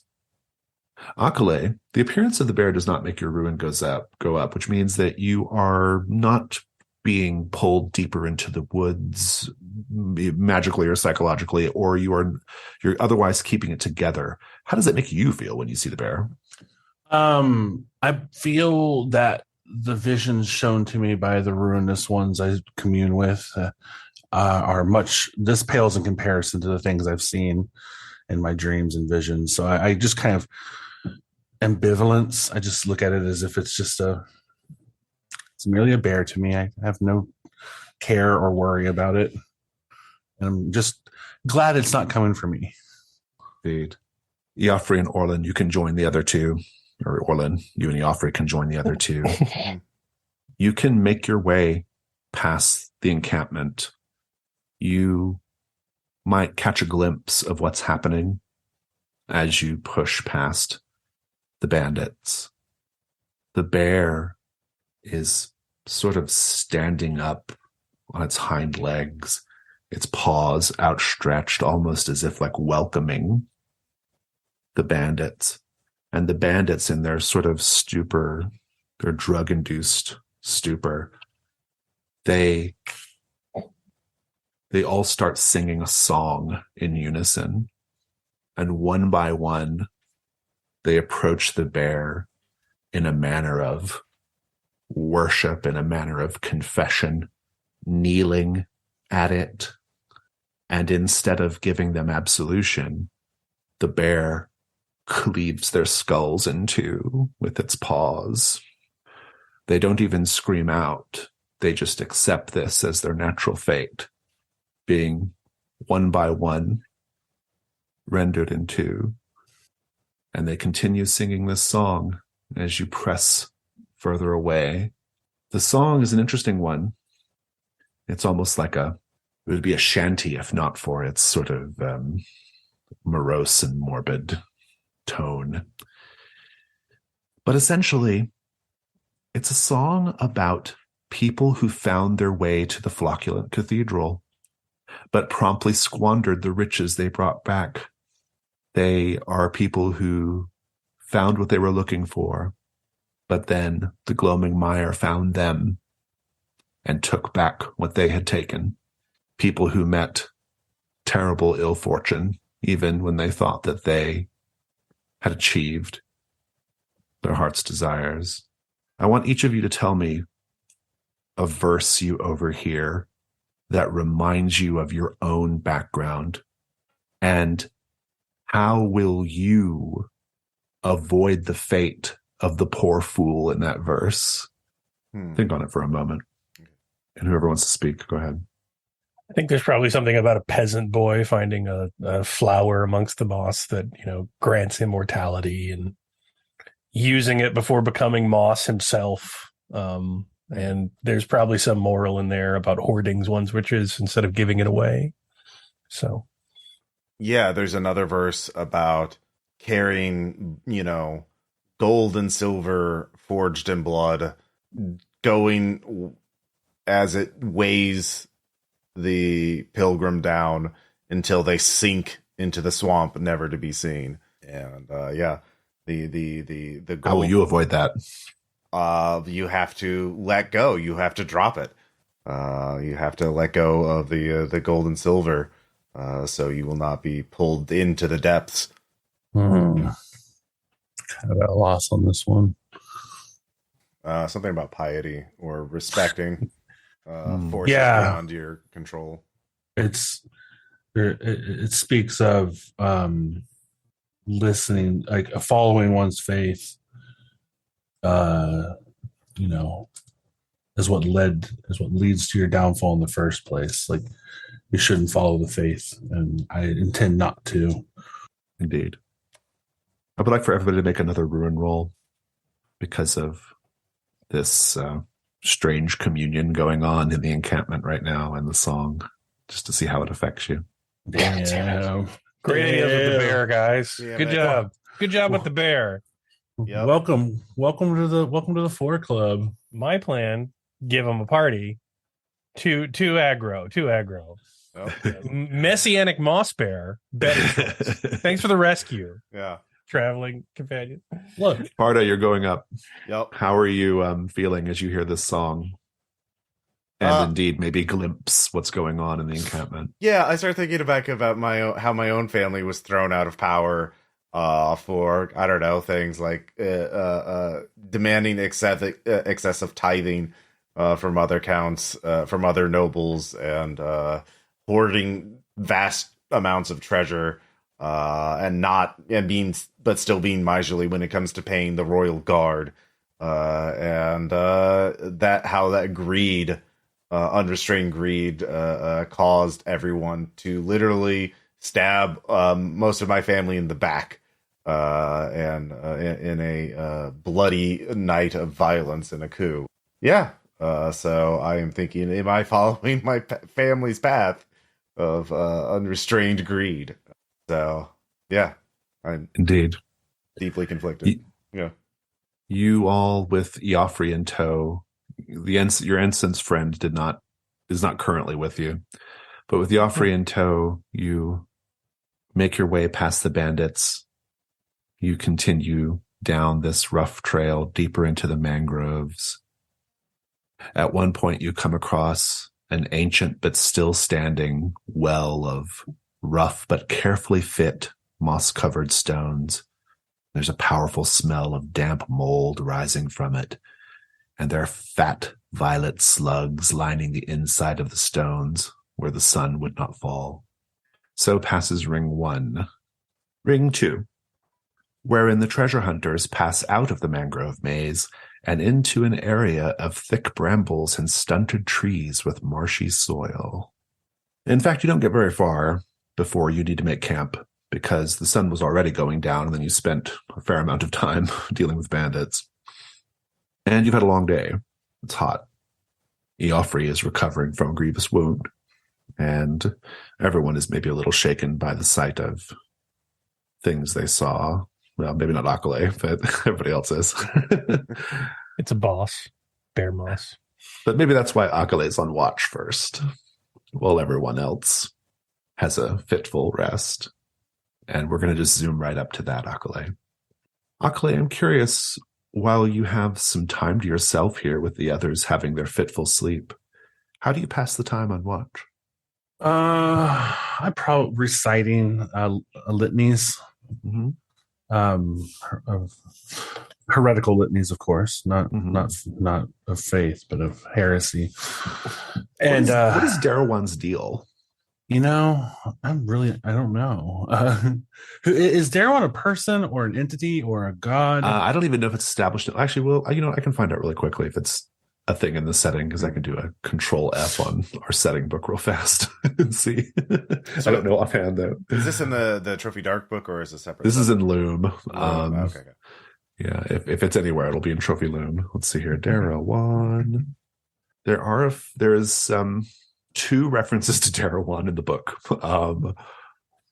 One doesn't say much. The other, though, this is interesting. I'll just read this aloud to you. You might find it intriguing. I'll screenshot it too for drop it into the chat. And if you find this helpful, use it. If not, it's fine. Don't worry about it. But it says, Darrowwan tattoos. Prophecies regarding the time and place in which entrances to this is in reference to this like kind of ancient archive, this forbidden archive, appear were recorded by a dreamwalker of the cult of Darrowwan and tattooed upon the members of its innermost circle. Interesting. So it looks like they use tattoos to complete rituals and open portals. That's interesting. I would say instead of litanies, I would probably be stick and poking myself. Oh, I like that. Good. Yeah. That's good. Yeah, give myself a good old swamp tat. What is your tattoo going to do once you're done? Further open my mind to the voices beyond the veil. Things that good. to better hear the message that I need to spread to those around me. Because how can you great traveling companions. I made a good Yeah. choice. How can you did. spread how can you fight for the cause if you don't spread the word and hear it yourself? So You should have brought a Anytime you're- rabid raccoon, frankly. Yeah. Anytime you're on the road with a guy giving himself prison tats the second you stop, you know you're on the way to adventure. Yeah. You give of your skin to Darawan, and Darawan gives back Akaleh. In fact, as the ink penetrates the outer layer of your skin, that's when you look up and notice a thing. No doubt a sign from Darawan. A little ways away from your camp, and I'll remind you that you're out of the mangrove forest now and in kind of a more open area. You see what appears to be a little hill, silhouetted in moonlight. And there are looks like two figures sitting next to each other on this hill. And they're pointed in the direction of your camp. Maybe people spying on you, maybe something else, maybe something Darawan wants you to see. I don't know. But what do you do? that it's two people. Yeah, just like you can't tell too much because of the distance, but yeah. What is their what are they wearing? Like what is their general appearance? I think you have to get closer. Oh, Like, you too can far for just see that. their silhouette for now. Yeah, Do they have a light source? it's the moon. Okay. the moon is what you're seeing. Oh, Otherwise you okay. don't I've see seen the anything else. silhouette of two Yeah. people on a hill. Yeah. Interesting. I'll go over and I'll kick Orlen. Hey, wake up. Yes. Yeah. In my affirmations of faith earlier, I have been shown a portent of some sort. Did you drink the Malgrog? You weren't supposed to drink the Malgrog. No, my visions come for free. I don't need to imbibe comforting. substances. Yes. Yes, but upon the completion of this new affirmation on my body, I was given a sign. There are two people watching us. Whether these are gifts from Darawan, I'm unsure, but I know you happen to be of one of a strong eye who's good at seeing and hunting and perceiving. At least those things you can perceive the material world much better than I can. Perhaps you may be able to make something of these two individuals. Okay. Do I make a perception check then? Or Just tell me what you're doing. How do you respond? can I see what he's talking about? Yeah, you can see the two figures silhouetted in the moonlight on this hill, kind of overlooking. It's hard to tell exactly what they're looking at, but they're looking in your general direction. So, Orlen, you're such a fresh canvas. Perhaps I could assist you in your perceptions. I'm good, thanks. Those two people appear to be standing on a hill. I'm aware, but what could it mean? Need it mean something? Well, I mean, perhaps they have motivations that are of ill intent towards us. I have no knowledge. I will tell you both, they have not moved even a single hair since you've been having this conversation. They're rigid. Entirely normal, right? I admit it is odd. But you two must tell me of the cloistered hells you were raised in, where every actor is out to destroy you personally. It must be an interesting story. Joffrey rolls over and says, perhaps you could all have this conversation, I don't know, in the morning. Sound advice. Why did we bring her? She was fleeing the infected giant predator that you brought into the camp with us to help. I did not bring a bear. That would be Parda. I do not commune with the spirits of nature. I admit I had trouble believing it when you told me it was you. But why would you take credit for such a thing unless you did it? Yeah, I would never do such a thing. Mm-hmm. An entire forest or swamp around us, and she ran our direction with us. Why? She says, because Orlen and I are in love. Now, can we all go back to sleep? No, we can't. We're being watched. Wake up. What? Parda.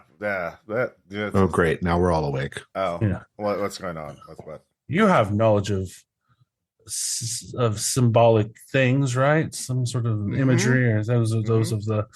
What do you make of two figures standing upon a hill, bathed in moonlight? Okay. This must mean something, right? Have they done anything? They're merely standing there. I find it peculiar. So I look at them. Do I notice anything? They're perfectly rigidly still. Have you Perhaps considered statues? Perhaps. Perhaps. Mainly, this is to just annoy Joffrey here at this point. How close is this hill? She says, "You have succeeded, friend." So I am indeed very annoyed. How close are they to us? Like how far away? I'd say probably like, I don't know, 100 yards or so. I'm going to get up. They probably, if they are alive, they've heard this conversation, undoubtedly. Very quiet out here. Undoubtedly, says Joffrey. If you get into trouble, I'll summon a kraken with Ebola or whatever you need to save yourself. I'm sure that'll help the situation. Yeah, you're very ungrateful. You are, Orlen. Yeah, they won't be chasing us either. So yeah. I just get up and walk over to them. Very thoroughly annoyed. I shall accompany you. Right. I merely as you get closer, they don't respond to you. They don't make any movements. They don't do anything of any sort. And indeed, as you get closer, you realize that it is in fact two desiccated corpses sitting next to each other atop a flat rock on this little hill. And there are the rotted remains of what appears to be like a picnic lunch laid out between them. And each of them has a hand placed in the other's mouth, which is filled with a fistful of loamy soil. Parda and Akaleh, make a rune roll. Yep. Wonderful. This is normal. Yeah, me and Joffrey are holding it down at the camp, keeping the area secure. Oh, yeah. Checking the perimeter, Oops, that's not the button yet. That's the button yet. Yeah, Akaleh does not care. Neither does Parda, apparently. Yeah. Well, so just a sort of grim tableau. What do you do? How romantic. Symbols, is this or alchemy or rituals? Is this like a ritual sacrifice or anything? Symbols is an interesting way of asking the question, because I think if you glance back at your other two companions, Joffrey has sidled up to Orlen and says, I thought we'd never be alone. Yes. Hello. Why do you travel with these fools? They just sort of, how roads converge? They were just sort of there at the same time. I figured it best in case I got, stuck in mud or something. I'm reconsidering the situation. Prior to the bear incident, they were largely unintrusive. I'm doing my best not to think about the bear incident. It was, the whole situation was a little disturbing, don't you think? Yeah. How did you find yourself out here? I was actually a member of that troop. But I made an enemy of the wrong person and found myself in the pit. And though I survived my fight, I have a little memento, as you know, of the encounter. And also a burning desire to take my revenge upon them.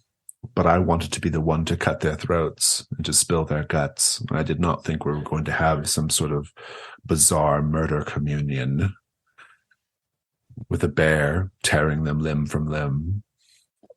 Obviously, nor I.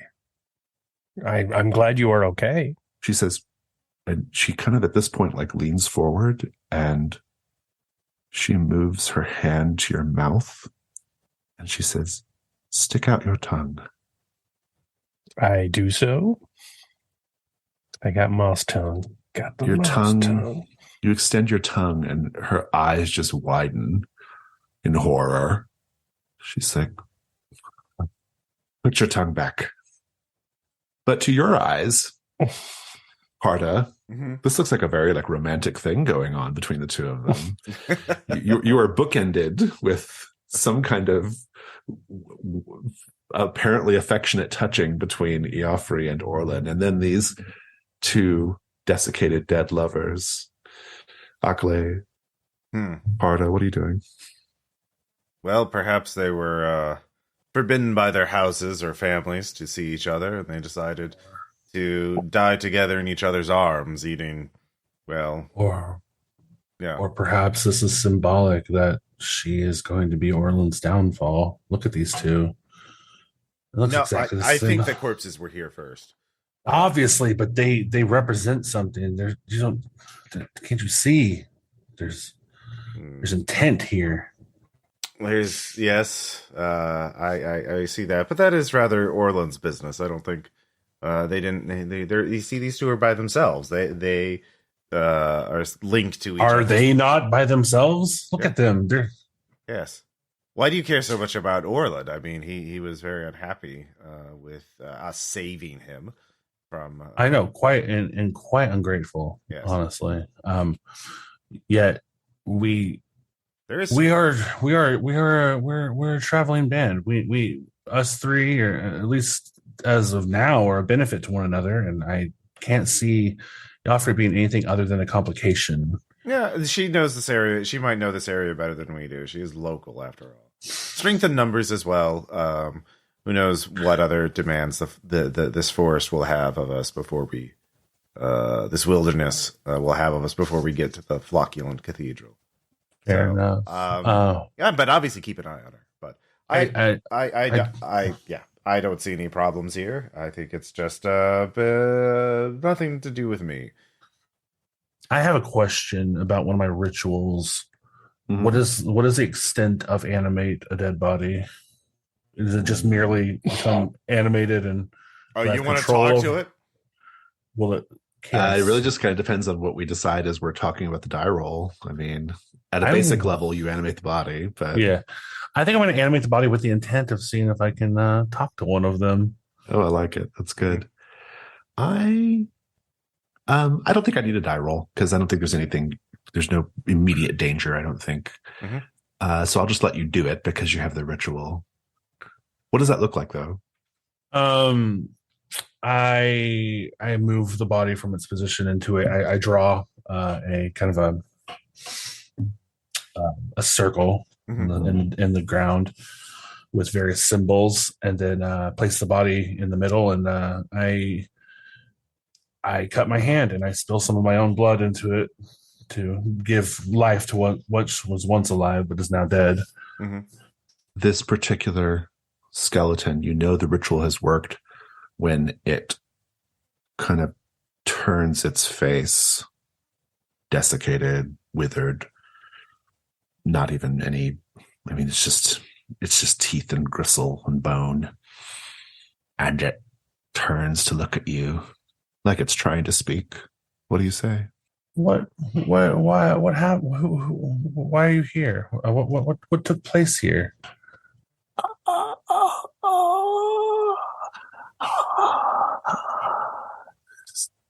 Sisters. Oh. Sisters. They are here. They are watching. Interesting. See. Are you watching this take place, Parda? Oh, yeah. Make a ruin roll. Yeah, that's fair. Oh, hello. You did it. I did it. How do you feel as you see, since your ruin's going up, you got a 6. Yeah. And you're at ruin 5 now, right? Yep. Yeah. How are you being drawn deeper into the woods?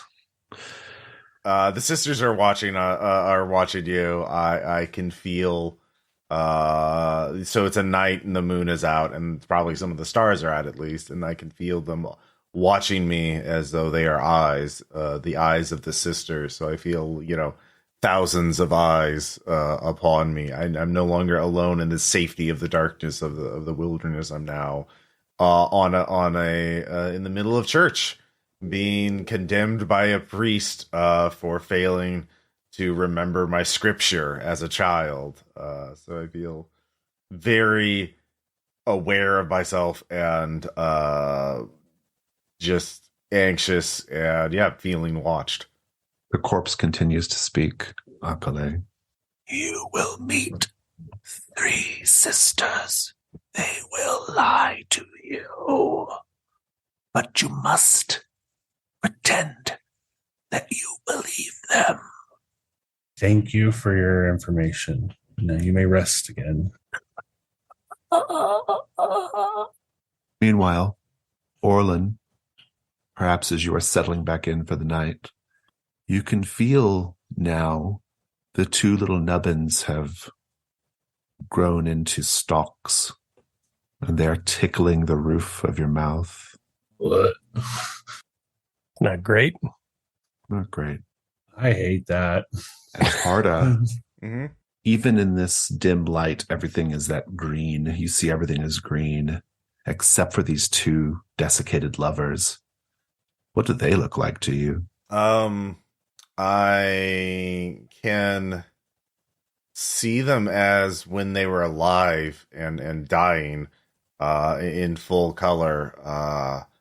But it's kind of a weird thing. I see them as alive, but then it's like a sped up decay. Like I can see them alive as just after they died, like almost as though they're asleep, and then their bodies start to rot and desiccate. And when it just keeps looping, it's just this disturbing cycle of rot and decay. I love it. Yeah. But they're the only Fitful things sleep. in full color. Like everything else is great. Yeah. Yeah, it's good. Fitful sleep, fitful sleep. The rest of the watches pass without incident, and the next morning comes. Parda, you are now entitled to do the reduction roll because your ruin is at 5. Mm-hmm. What that means is if you betray the group in some way, even if it's just a small thing, if you betray the group in some way, you get to roll a dark die. And if that dark die is lower than your current ruin, then no one notices the betrayal.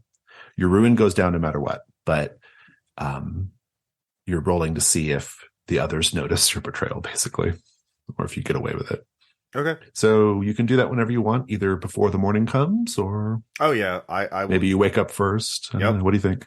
I'll wake up first and steal some rations. Oh, nice. Yeah. Who's? A little bit from Joffrey. Yeah. Oh, interesting. Okay, Yeah. good. She's probably not one to get crossways with, but go ahead and roll reduction on the die roller. You sure you're a usurped nobleman? Seems pretty standard operant nobleman behavior. Some habits die hard, okay? Who here is the weakest? Their food is mine. Well, it worked. Oh, I misspoke earlier. Apparently it's a light die you roll, not a dark die. But in any case, you got a 3, so that is lower than your current ruin, and you are able to you get all of Joffrey's rations, what little bit she had with her. Or maybe it was probably just something Orlen shared with her, right? Because she ran in a hurry. So, but you're good. And everyone gets up and you press deeper into the fen. Oh, Parda, you look quite well fed. Good on you. You look good.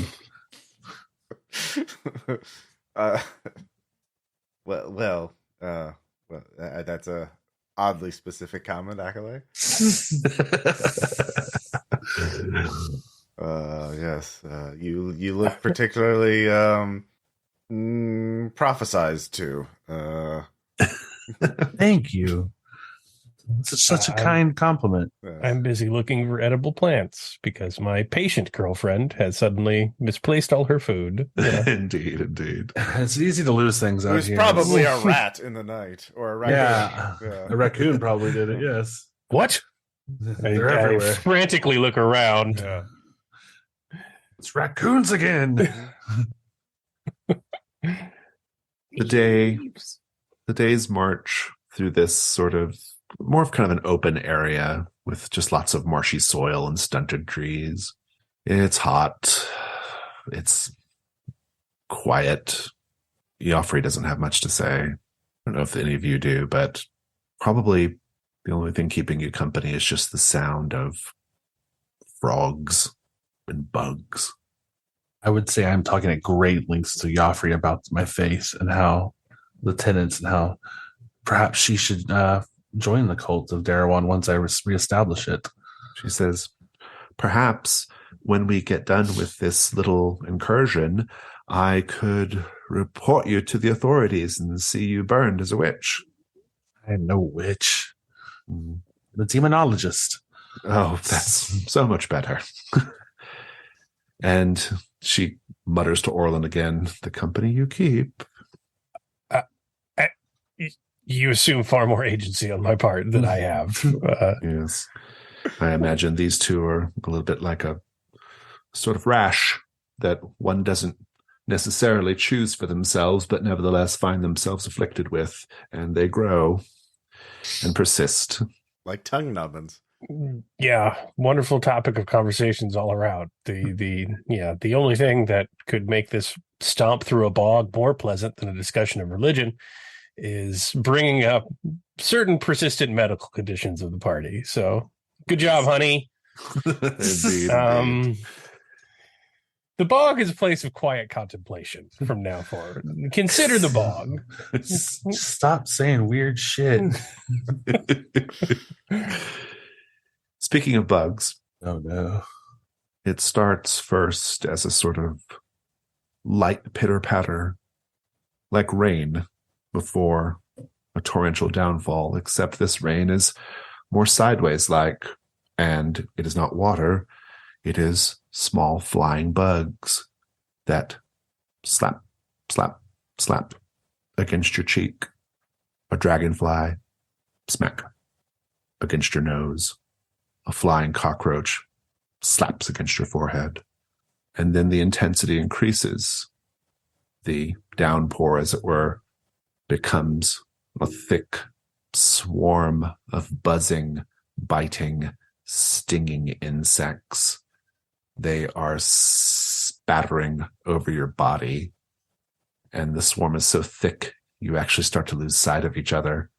The bugs are getting into your eyes, your ears, your hair.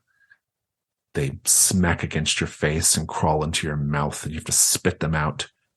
You can feel centipedes writhing around your feet, trying to wriggle into your boots. The buzzing becomes so loud you can't even hear each other. And so now you are visually and auditorily cut off from one another. It's starting to hurt. It's starting to, well, if you have to endure this much longer, you might end up being part of the local food chain. Can I remedy this? Yes, everyone has to describe how they're trying to navigate the bug swarm safely. I seek Skills and local- rituals are very helpful here. Yeah, I seek local plant life that I can burn in a sensor. So I will try and gas myself around them I will like invent Centronel is basically what I'm seeking to do. Yeah. I like it. Create a powerful nimbus of repellent smoke. Yeah. That's good. That could work for the whole group if you had time to. Well, I can help. I have alchemy, so Yeah. I could. I was also thinking okay, good. Yeah. Along the Can same work together. lines. Yeah. Yeah, that's good. Okay, I like that. Akaleh, might you be able to help in this endeavor? Ooh, no. I lack any. I attempt to negotiate with the bugs. Well, if they would please cease and desist from what they are currently. No, I don't think that's going to happen. yeah. I am going to. I'm sure we have standard like adventuring equipment amongst ourselves. Yeah, you have whatever would be. I am sensible. going to pull out my torch from my pack, and I'm going to attempt to light it and just fling it in front of me to try and like burn them away. If they want to stay, they'll probably stay away from the fire if I keep the fire close to me. Yeah, that sounds good. So I think just to kind of put everybody in kind of in little groupings here, I think for some reason Joffrey and Akaleh are together. You all got kind of separated, but Joffrey has managed to kind of find Akaleh in the swarm. And at first she thinks it's Orlen. She's like, "Oh, good, I found you. What are we going to do about this?" Do you have a torch? No, you didn't. You left. No, I ran in something of a hurry. Well, stay near me. I will light this torch, and we will hopefully give us some brief respite from these damned bugs. She has a cloak, and she'll try to put the cloak up to kind of give you a little bit of a shield to light the torch at least. Thank you. Let's have a risk roll for you and D'Offrey. I think basically just getting through the swarm is kind of what's at stake here. But Ross and Caleb and myself, we can each say what we think could go wrong if you fail. Joffrey's cloak catches on fire. Oh shit. I'm gonna go real hard. I'm gonna go real hard and say you can't save Joffrey. Oh no. Jeez, I'm trying to think what else could go wrong. You can't get a fire. It's full to build a fire. Yeah. Mm-hmm. Yeah. It's a bog. Turns out wood that burns is at a premium. Yeah. Yeah, good. All right, let's talk dice. Okay, so you have demons, negotiation, trickery, and omens. None of these things seem helpful for lighting a torch and trying to wave them away, unless you can make a good case for it. Trickery. I purposefully light Joffrey on fire. I'll take it. Okay. I'll take it. Yeah, I'll take it. That's good. Have Joffrey be your fire shield. That won't go poorly. Embrace the inner light. Indeed. You have one light die. Let's talk devil's bargains. Everyone can make an offer. Devil's bargain. Joffrey survives and knows you tried to kill her. Joffrey doesn't survive. Yeah. The fire reveals what Joffrey really is. Oh, it's good. No. You got to get that one, right? I like that one. Yeah. All right. You got 2 light dice, and the dark die is automatic because of the inherent danger of the situation. So roll 2 light, 1 dark. Okay. 6 light. Very good. All right. You will safely defend yourself from the bugs. Be thinking about how you're doing it. We're going to come back to this scene in a bit. Let's check in with Parda and Orlen. So it sounds like Parda, you're taking the principal role, or no, you're the help. Orlen's taking the principal role here, looking for plants to help create this sensor. I love all that. Everyone else gets to say what we think could go wrong. Ross, Baz, and myself. As we're lighting it, we're distracted. We're moving around, and we stumble literally into like a staircase, like a ruined staircase leading downward. So we tumble down these stairs into the dark. I will say, since you're doing this alchemy on the fly, you're not really sure what exactly you're trying to make here, and it ends up attracting more bugs. They love it, whatever you created, and now you're their favorite thing. I'm going to say, a similar idea. Maybe you attract like the king of the bugs, or the queen. That could be a big problem. Yeah. Anyway, these are all possibilities of failure. Let's talk about dice. I'll give you your first light die for the plans. And we assume that in this scene that Parda is helping. But if we actually need the die, then we'll address that. But we assume that Parda is helping regardless. Let's talk about devil's bargains. Who's an offer? A small but vicious raccoon. Like they're all vicious. Steals, like, grabs something from Orlen's person, like drive-by theft or run-by theft of a raccoon. Some of the plants you burn also happen to be hallucinogenic, and you both cause yourselves the hallucinations you receive from imbibing the smoke. Actually make some of the things that Akaleh has been saying make sense when it comes to his religion or their religion. A little conversion here. Yeah. I actually like the idea of the stairs from earlier. Fall down some stairs. Yeah. I'll take the devil's bargain with the stairs. Okay. So give myself another dice. You got 2 light dice and I think a dark die because of the bug situation. Okay. 6 light. Hey, there you go. I'll let you both describe how you're helping, though, even though we didn't get dice from Parda. Parda, you were still there doing your thing. Mm-hmm. Start off the narration first, Orlen. What does it look like when you're preparing this sensor? I am just basically getting out my mortar and pestle and getting the bowl part and filling it with this, the leaves of this various thing I can find, and trying my best to dry them off and pack them down. And then I get netting from my various, rigging on my back for travel, and place it underneath the bowl and light it on fire, and just sort of swinging it around like a censer to spread the smoke. And then how does your alchemy help out, Parda? I imagine Orlen could just tell me like, oh, I need, this. You probably made it dry enough to burn because Yeah. we're in a fucking swamp, and that's pretty magical. Yeah. Well, also I know the plants. Like if you need a certain plant, I know what to look for and can get it to So yeah, both of those things. Like, yeah. You're able to create the smoke, and the smoke creates has a dissipating effect that allows you to move deeper into the woods without having to. Enough of the bugs still get through to where it's uncomfortable, but at least it's not dangerous. Meanwhile, a little ways away, going in the same basic direction, but not near you all at this point, is Iafri and Akaleh. I'm going to take the narration on this one, actually. Akaleh. Because your intention was to light the cloak on fire, right? To create a fire shield. Yes. And your devil's bargain is she reveals who she really is. And I think these two things go hand in hand very well. Because as you light her on fire, she actually she knows what you're doing. As the fire is going up her cloak, she says, "Oh, you think you're so clever. You think you're killing two birds with one stone. You are one who has lived your entire life deceiving others and now deceiving yourself.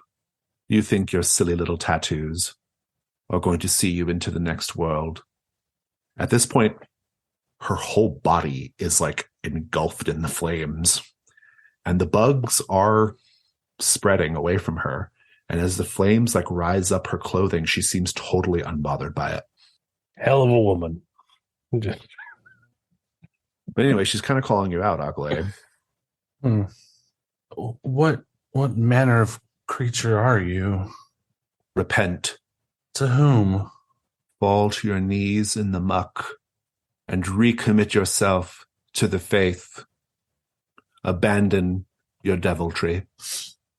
For I am Saint Fatima, patron of charcoal burners, queen of the hearth, mistress of fire-cracked wood. And though you are not in my realm, my power here is not inconsequential. At this point, the fire's completely engulfed her. I don't like that.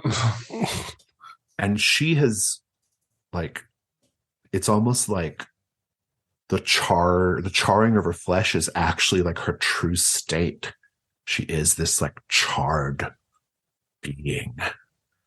She's almost taking the fire inside of her, and now she's just this she's like a walking, crackling kindling of wood. Do you reject your heresy? What if I refuse? It will be noted in the Silver Book. Book of lies. A book of truth. A ledger. The only truth is that which you make yourself. There is no absolute truth. Very well, then. Your name shall be entered on this ledger, and it will need to be balanced before the end. Joffrey! Yeah, there. Orlen, your girlfriend's fucking weird, man. Proceed apace with your deviltry, sinner. Tell the rat catcher. Tell the rat catcher.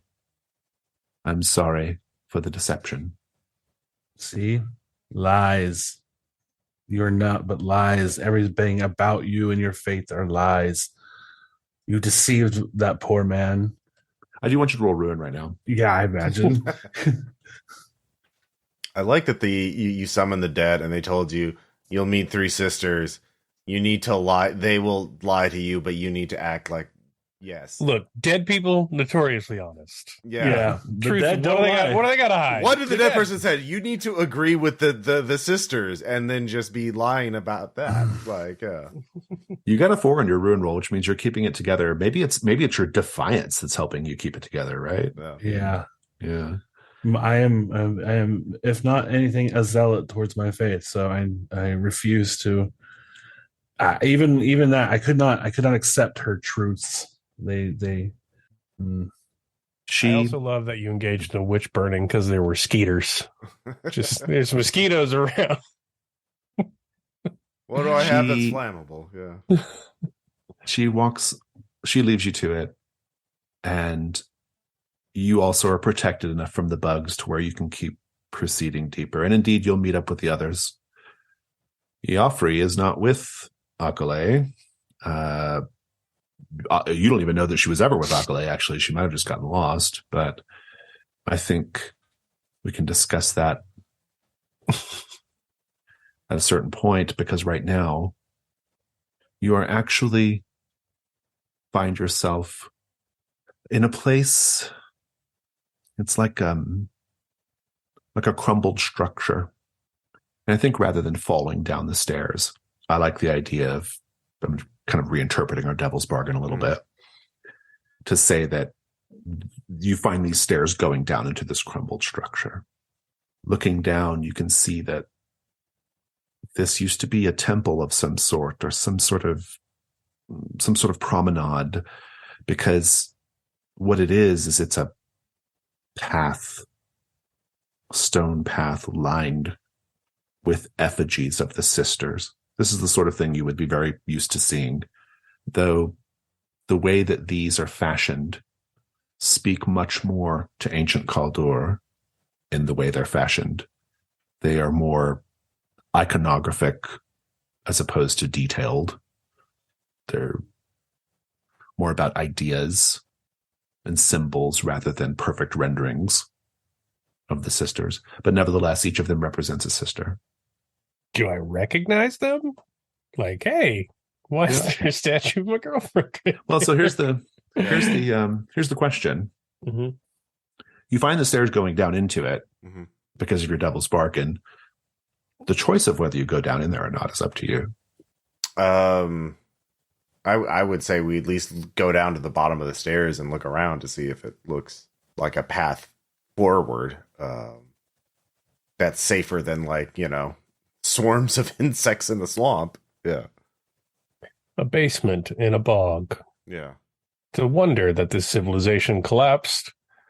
But it might provide some respite from these terrible pests swarming us. Okay, where's Joffrey? Have you seen her? I haven't found you guys yet, have I? Yeah, you're all together now. Oh, no, she must have been lost in the insect swarm. I say very deadpan and with not even attempting to cover up the fact that I might have done something to Joffrey. So do I perceive that, or do I need to make a roll for that? Or you can, I think, we can handle it out of character if you think you believe. I don't believe him for a second.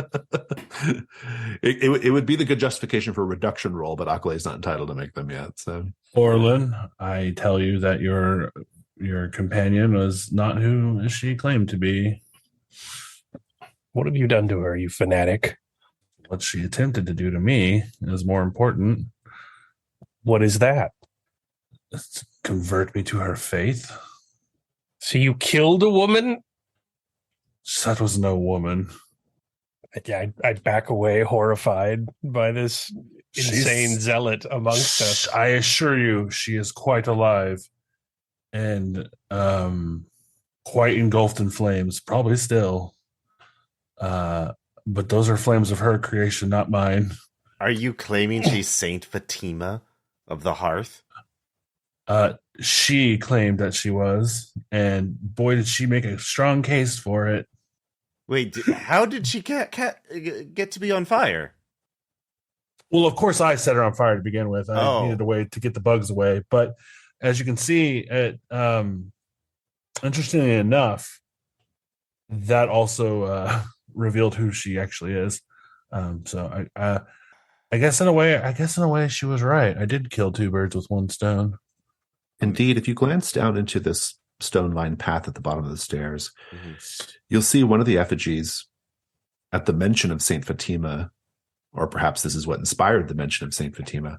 One of the effigies is holding a burning fire in the stone hands. A little. Yeah, that's it. That's her. That's what it was. Yeah. I mean, does it look like her? No, because they're kind of rendered more like Abstract. kind of primitively. Yeah, abstract. Yeah. So I have no reason to believe he did anything but set a woman on fire in a Well, yeah, bog. you can believe whatever you want. All right. But, are you all going down there though? Yes. I'm going down there without any further discussion of these idiots that have joined me on the road, one of whom is possibly a serial killer. Heretic? Are you going down where all these shrines of the sisters are? Yes, of course. I have to. Perhaps I can defile this. Indeed. Yeah. This temple of lies. So here's a question. Yeah. Oh, sorry, go ahead. Oh, so I take Akaleh's side. So did you follow the instructions of the dead? Fuck no. Oh, well, that's a bold strategy there to get a prophecy and ignore it.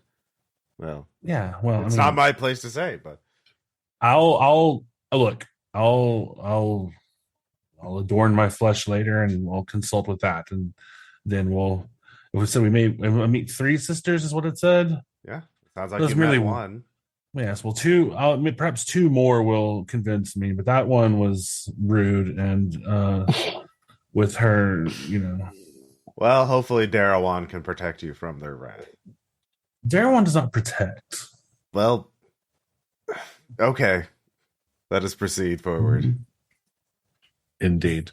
I left the sensor fire in case Joffrey wants to come find us. It isn't entirely dead, but he did say he set her on fire, so I'm assuming there's not much reason to go on a search. Orlen, I assure you, she's quite alive. We'll see if Joffrey turns up later. Mm-hmm. I will never understand you religious fools. Question, Zealot.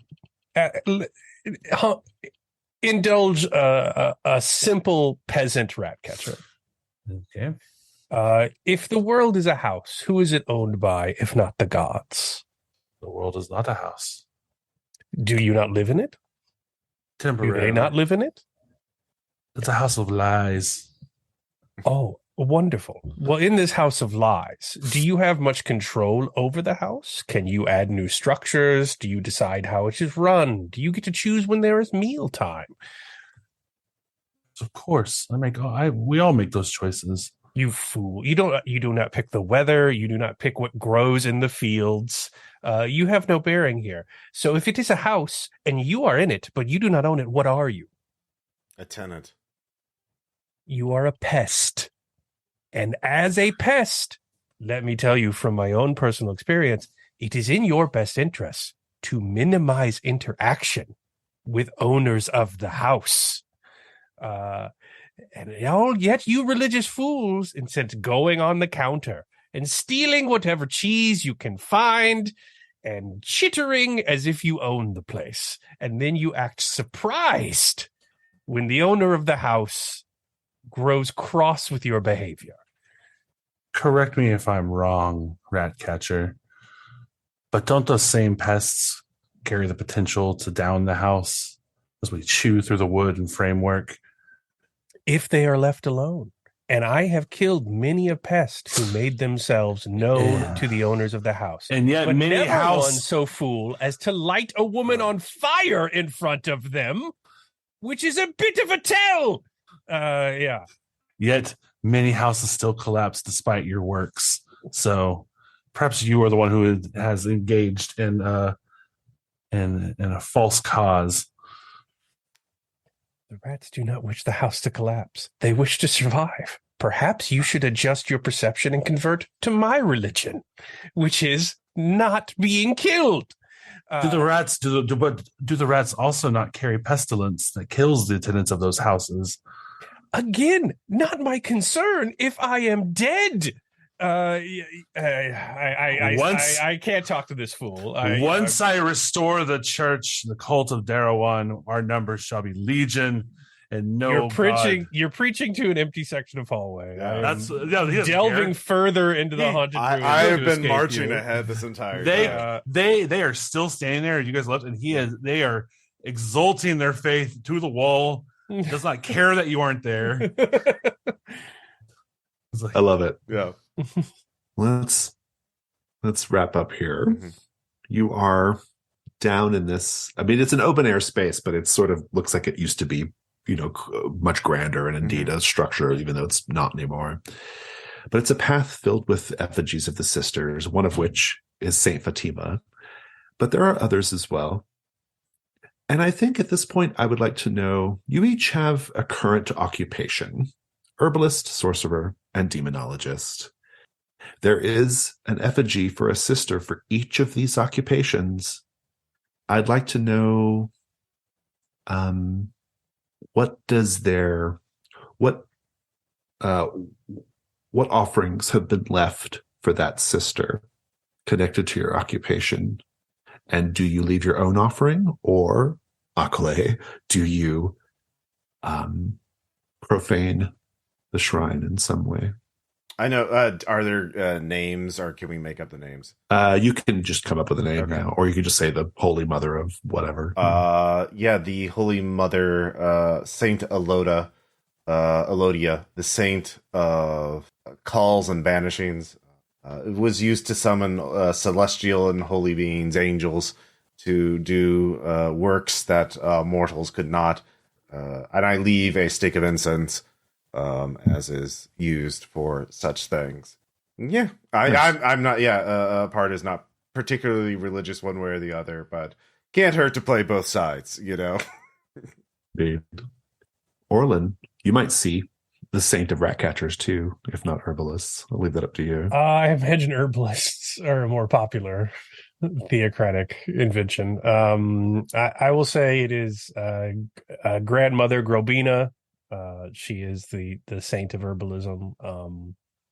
She must be offered dung, pus, spit, anything that is gross and vile, for she is redemptive, and turns it into fertilizer for new life.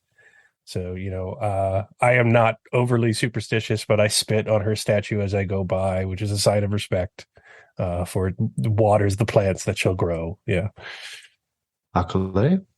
I will say that the Saint of Demonologists is the Lady of Discordance. To understand demons, one must to understand a demon is to embrace madness. And she made that sacrifice for those that study demonology. She's the inspiration for those who practice the arts. And in her hands is a prism that refracts light in a chaotic sense. Whenever my torch is in front of it, it scatters various colors of light across. And I take the prism, I throw it on the ground, shatter it. Very nice. Which is not a sign of respect.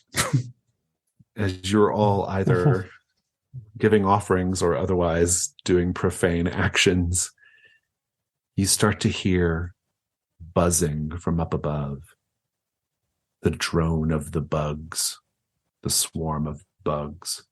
But the swarm has formed like the arch of a temple or a cathedral, blocking out the light entirely.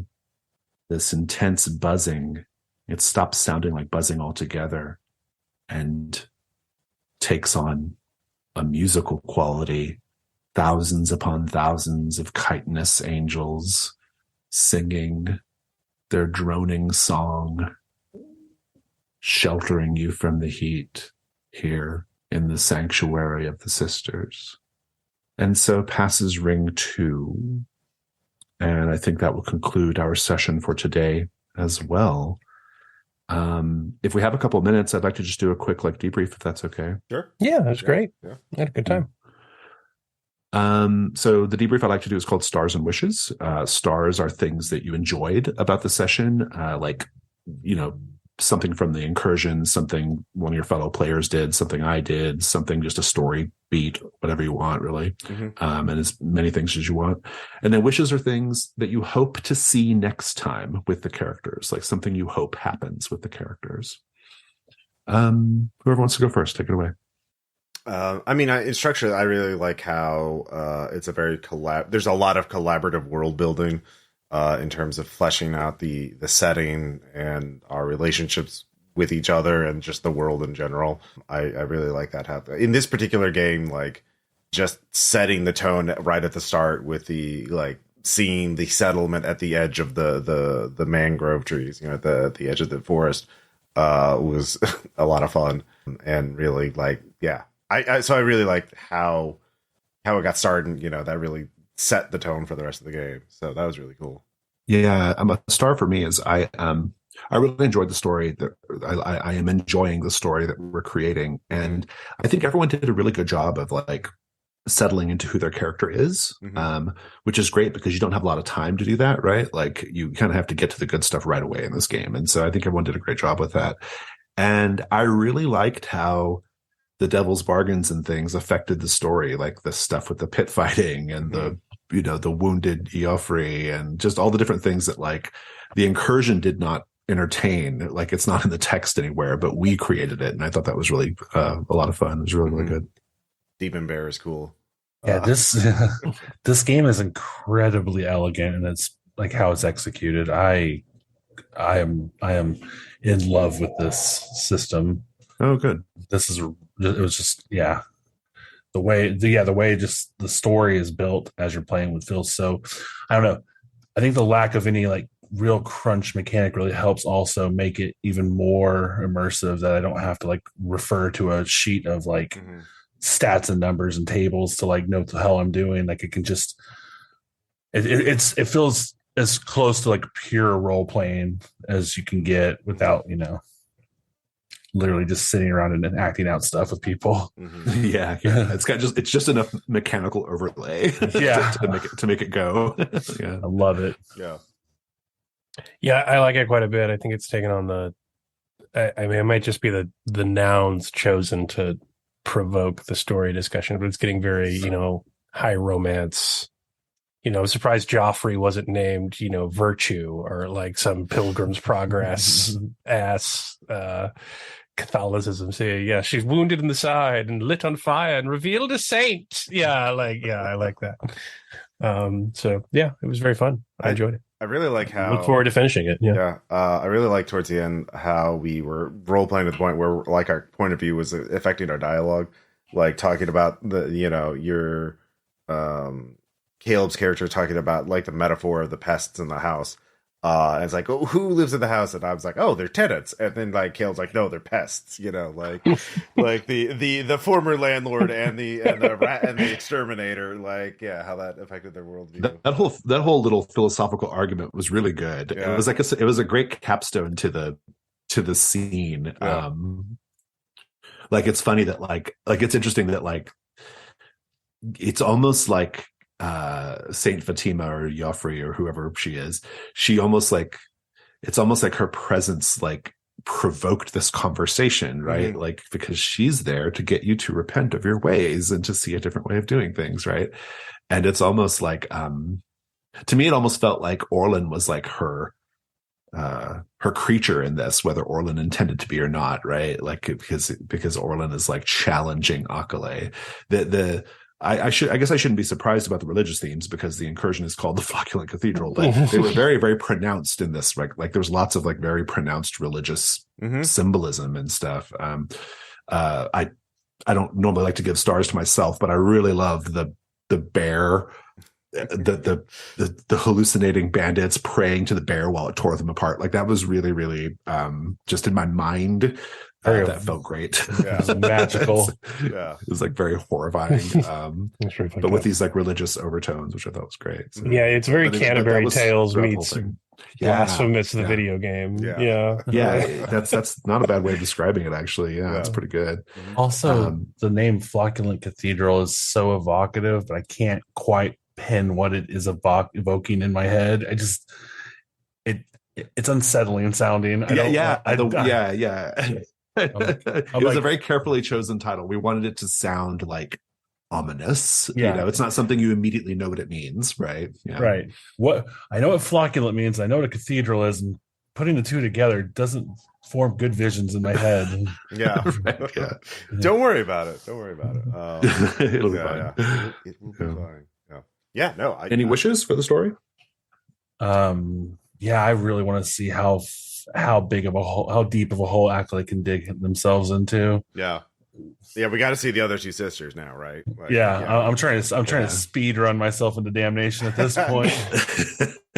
Well, that was my wish too. I'm curious if Akaleh will, like, either out of necessity or something else, will like have a recommitment to faith or a reconversion, like, or will Akaleh just like keep kind of trying to tear it all down? I think that's really intriguing. Like, I think it's really interesting that, like, we had just had that conversation about being burned as a heretic, and then you set her on fire. Like, I thought that was really, I didn't even, like, that was just almost accidental. Like, it just kind of happened, which I really loved. Not lost on me. I liked it. Yeah.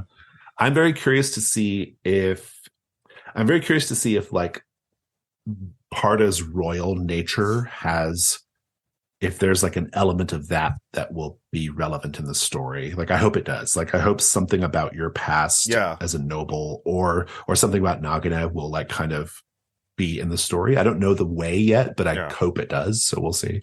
I do know, like, I was tempted to, like, I didn't quite go there because, like, it was that last philosophical thing was primarily between, Akaleh and Orlen, but, like, I was like, well, Kate will say, like, oh, you don't want to, you got to be small so the owner of the house doesn't kill you as a pest.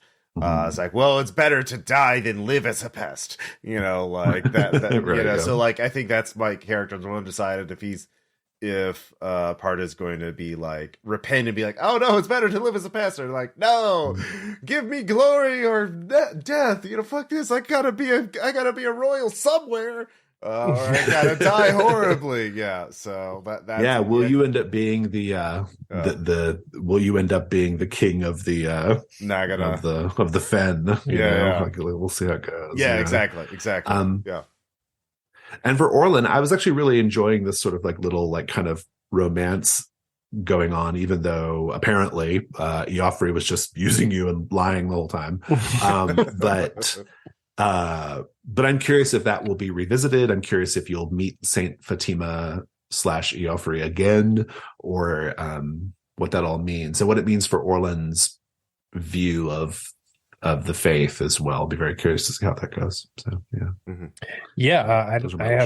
I have no requests. I didn't even know the premise of the setting before we started, so I'm surprised and quite enjoying it. So I'm down for whatever. Yeah. Fabulous. Well, I don't think I have anything else. This was a real pleasure, and I can't wait till we get a chance to finish it. If people want to play Trophy, where can they find out about it on the internet? We'll put links in the show notes, of course. But so we're actually just getting ready to send out the books to folks who back the Kickstarter, but you can get the PDFs on DriveThruRPG. There's 3 different PDFs. There's Trophy Dark, which is the game we just played. Trophy Gold is the sister game, which is much more of a traditional, like, kind of fantasy dungeon crawler, but it uses a lot of the same underlying tech. And then Trophy Loom is like a setting book for the setting. And so all 3 of them are kind of setting books. They all have elements of the setting in them, but Loom is like pure setting for the world of Trophy. So those are all available in PDF form on DriveThruRPG, and we do have retail distribution once that's ready to go. So you should be able to buy Trophy in stores fairly soon. So cool. Yeah. And there's a website there, like trophyrpg.com or Trophy. It's trophyrpg.com. Yeah, and that's got there's. I think you can sign up for like a newsletter where we'll tell you when things are happening. So. And it's got a really cool dice roller app for it too. So and the little character keeper. Yeah, we're all about online play in the Gauntlet, so we try to make online play as smooth as possible. Done a really good job. So cool. Yeah, we'll definitely try and conclude this with part 2 at some point. So yeah. Awesome. All right.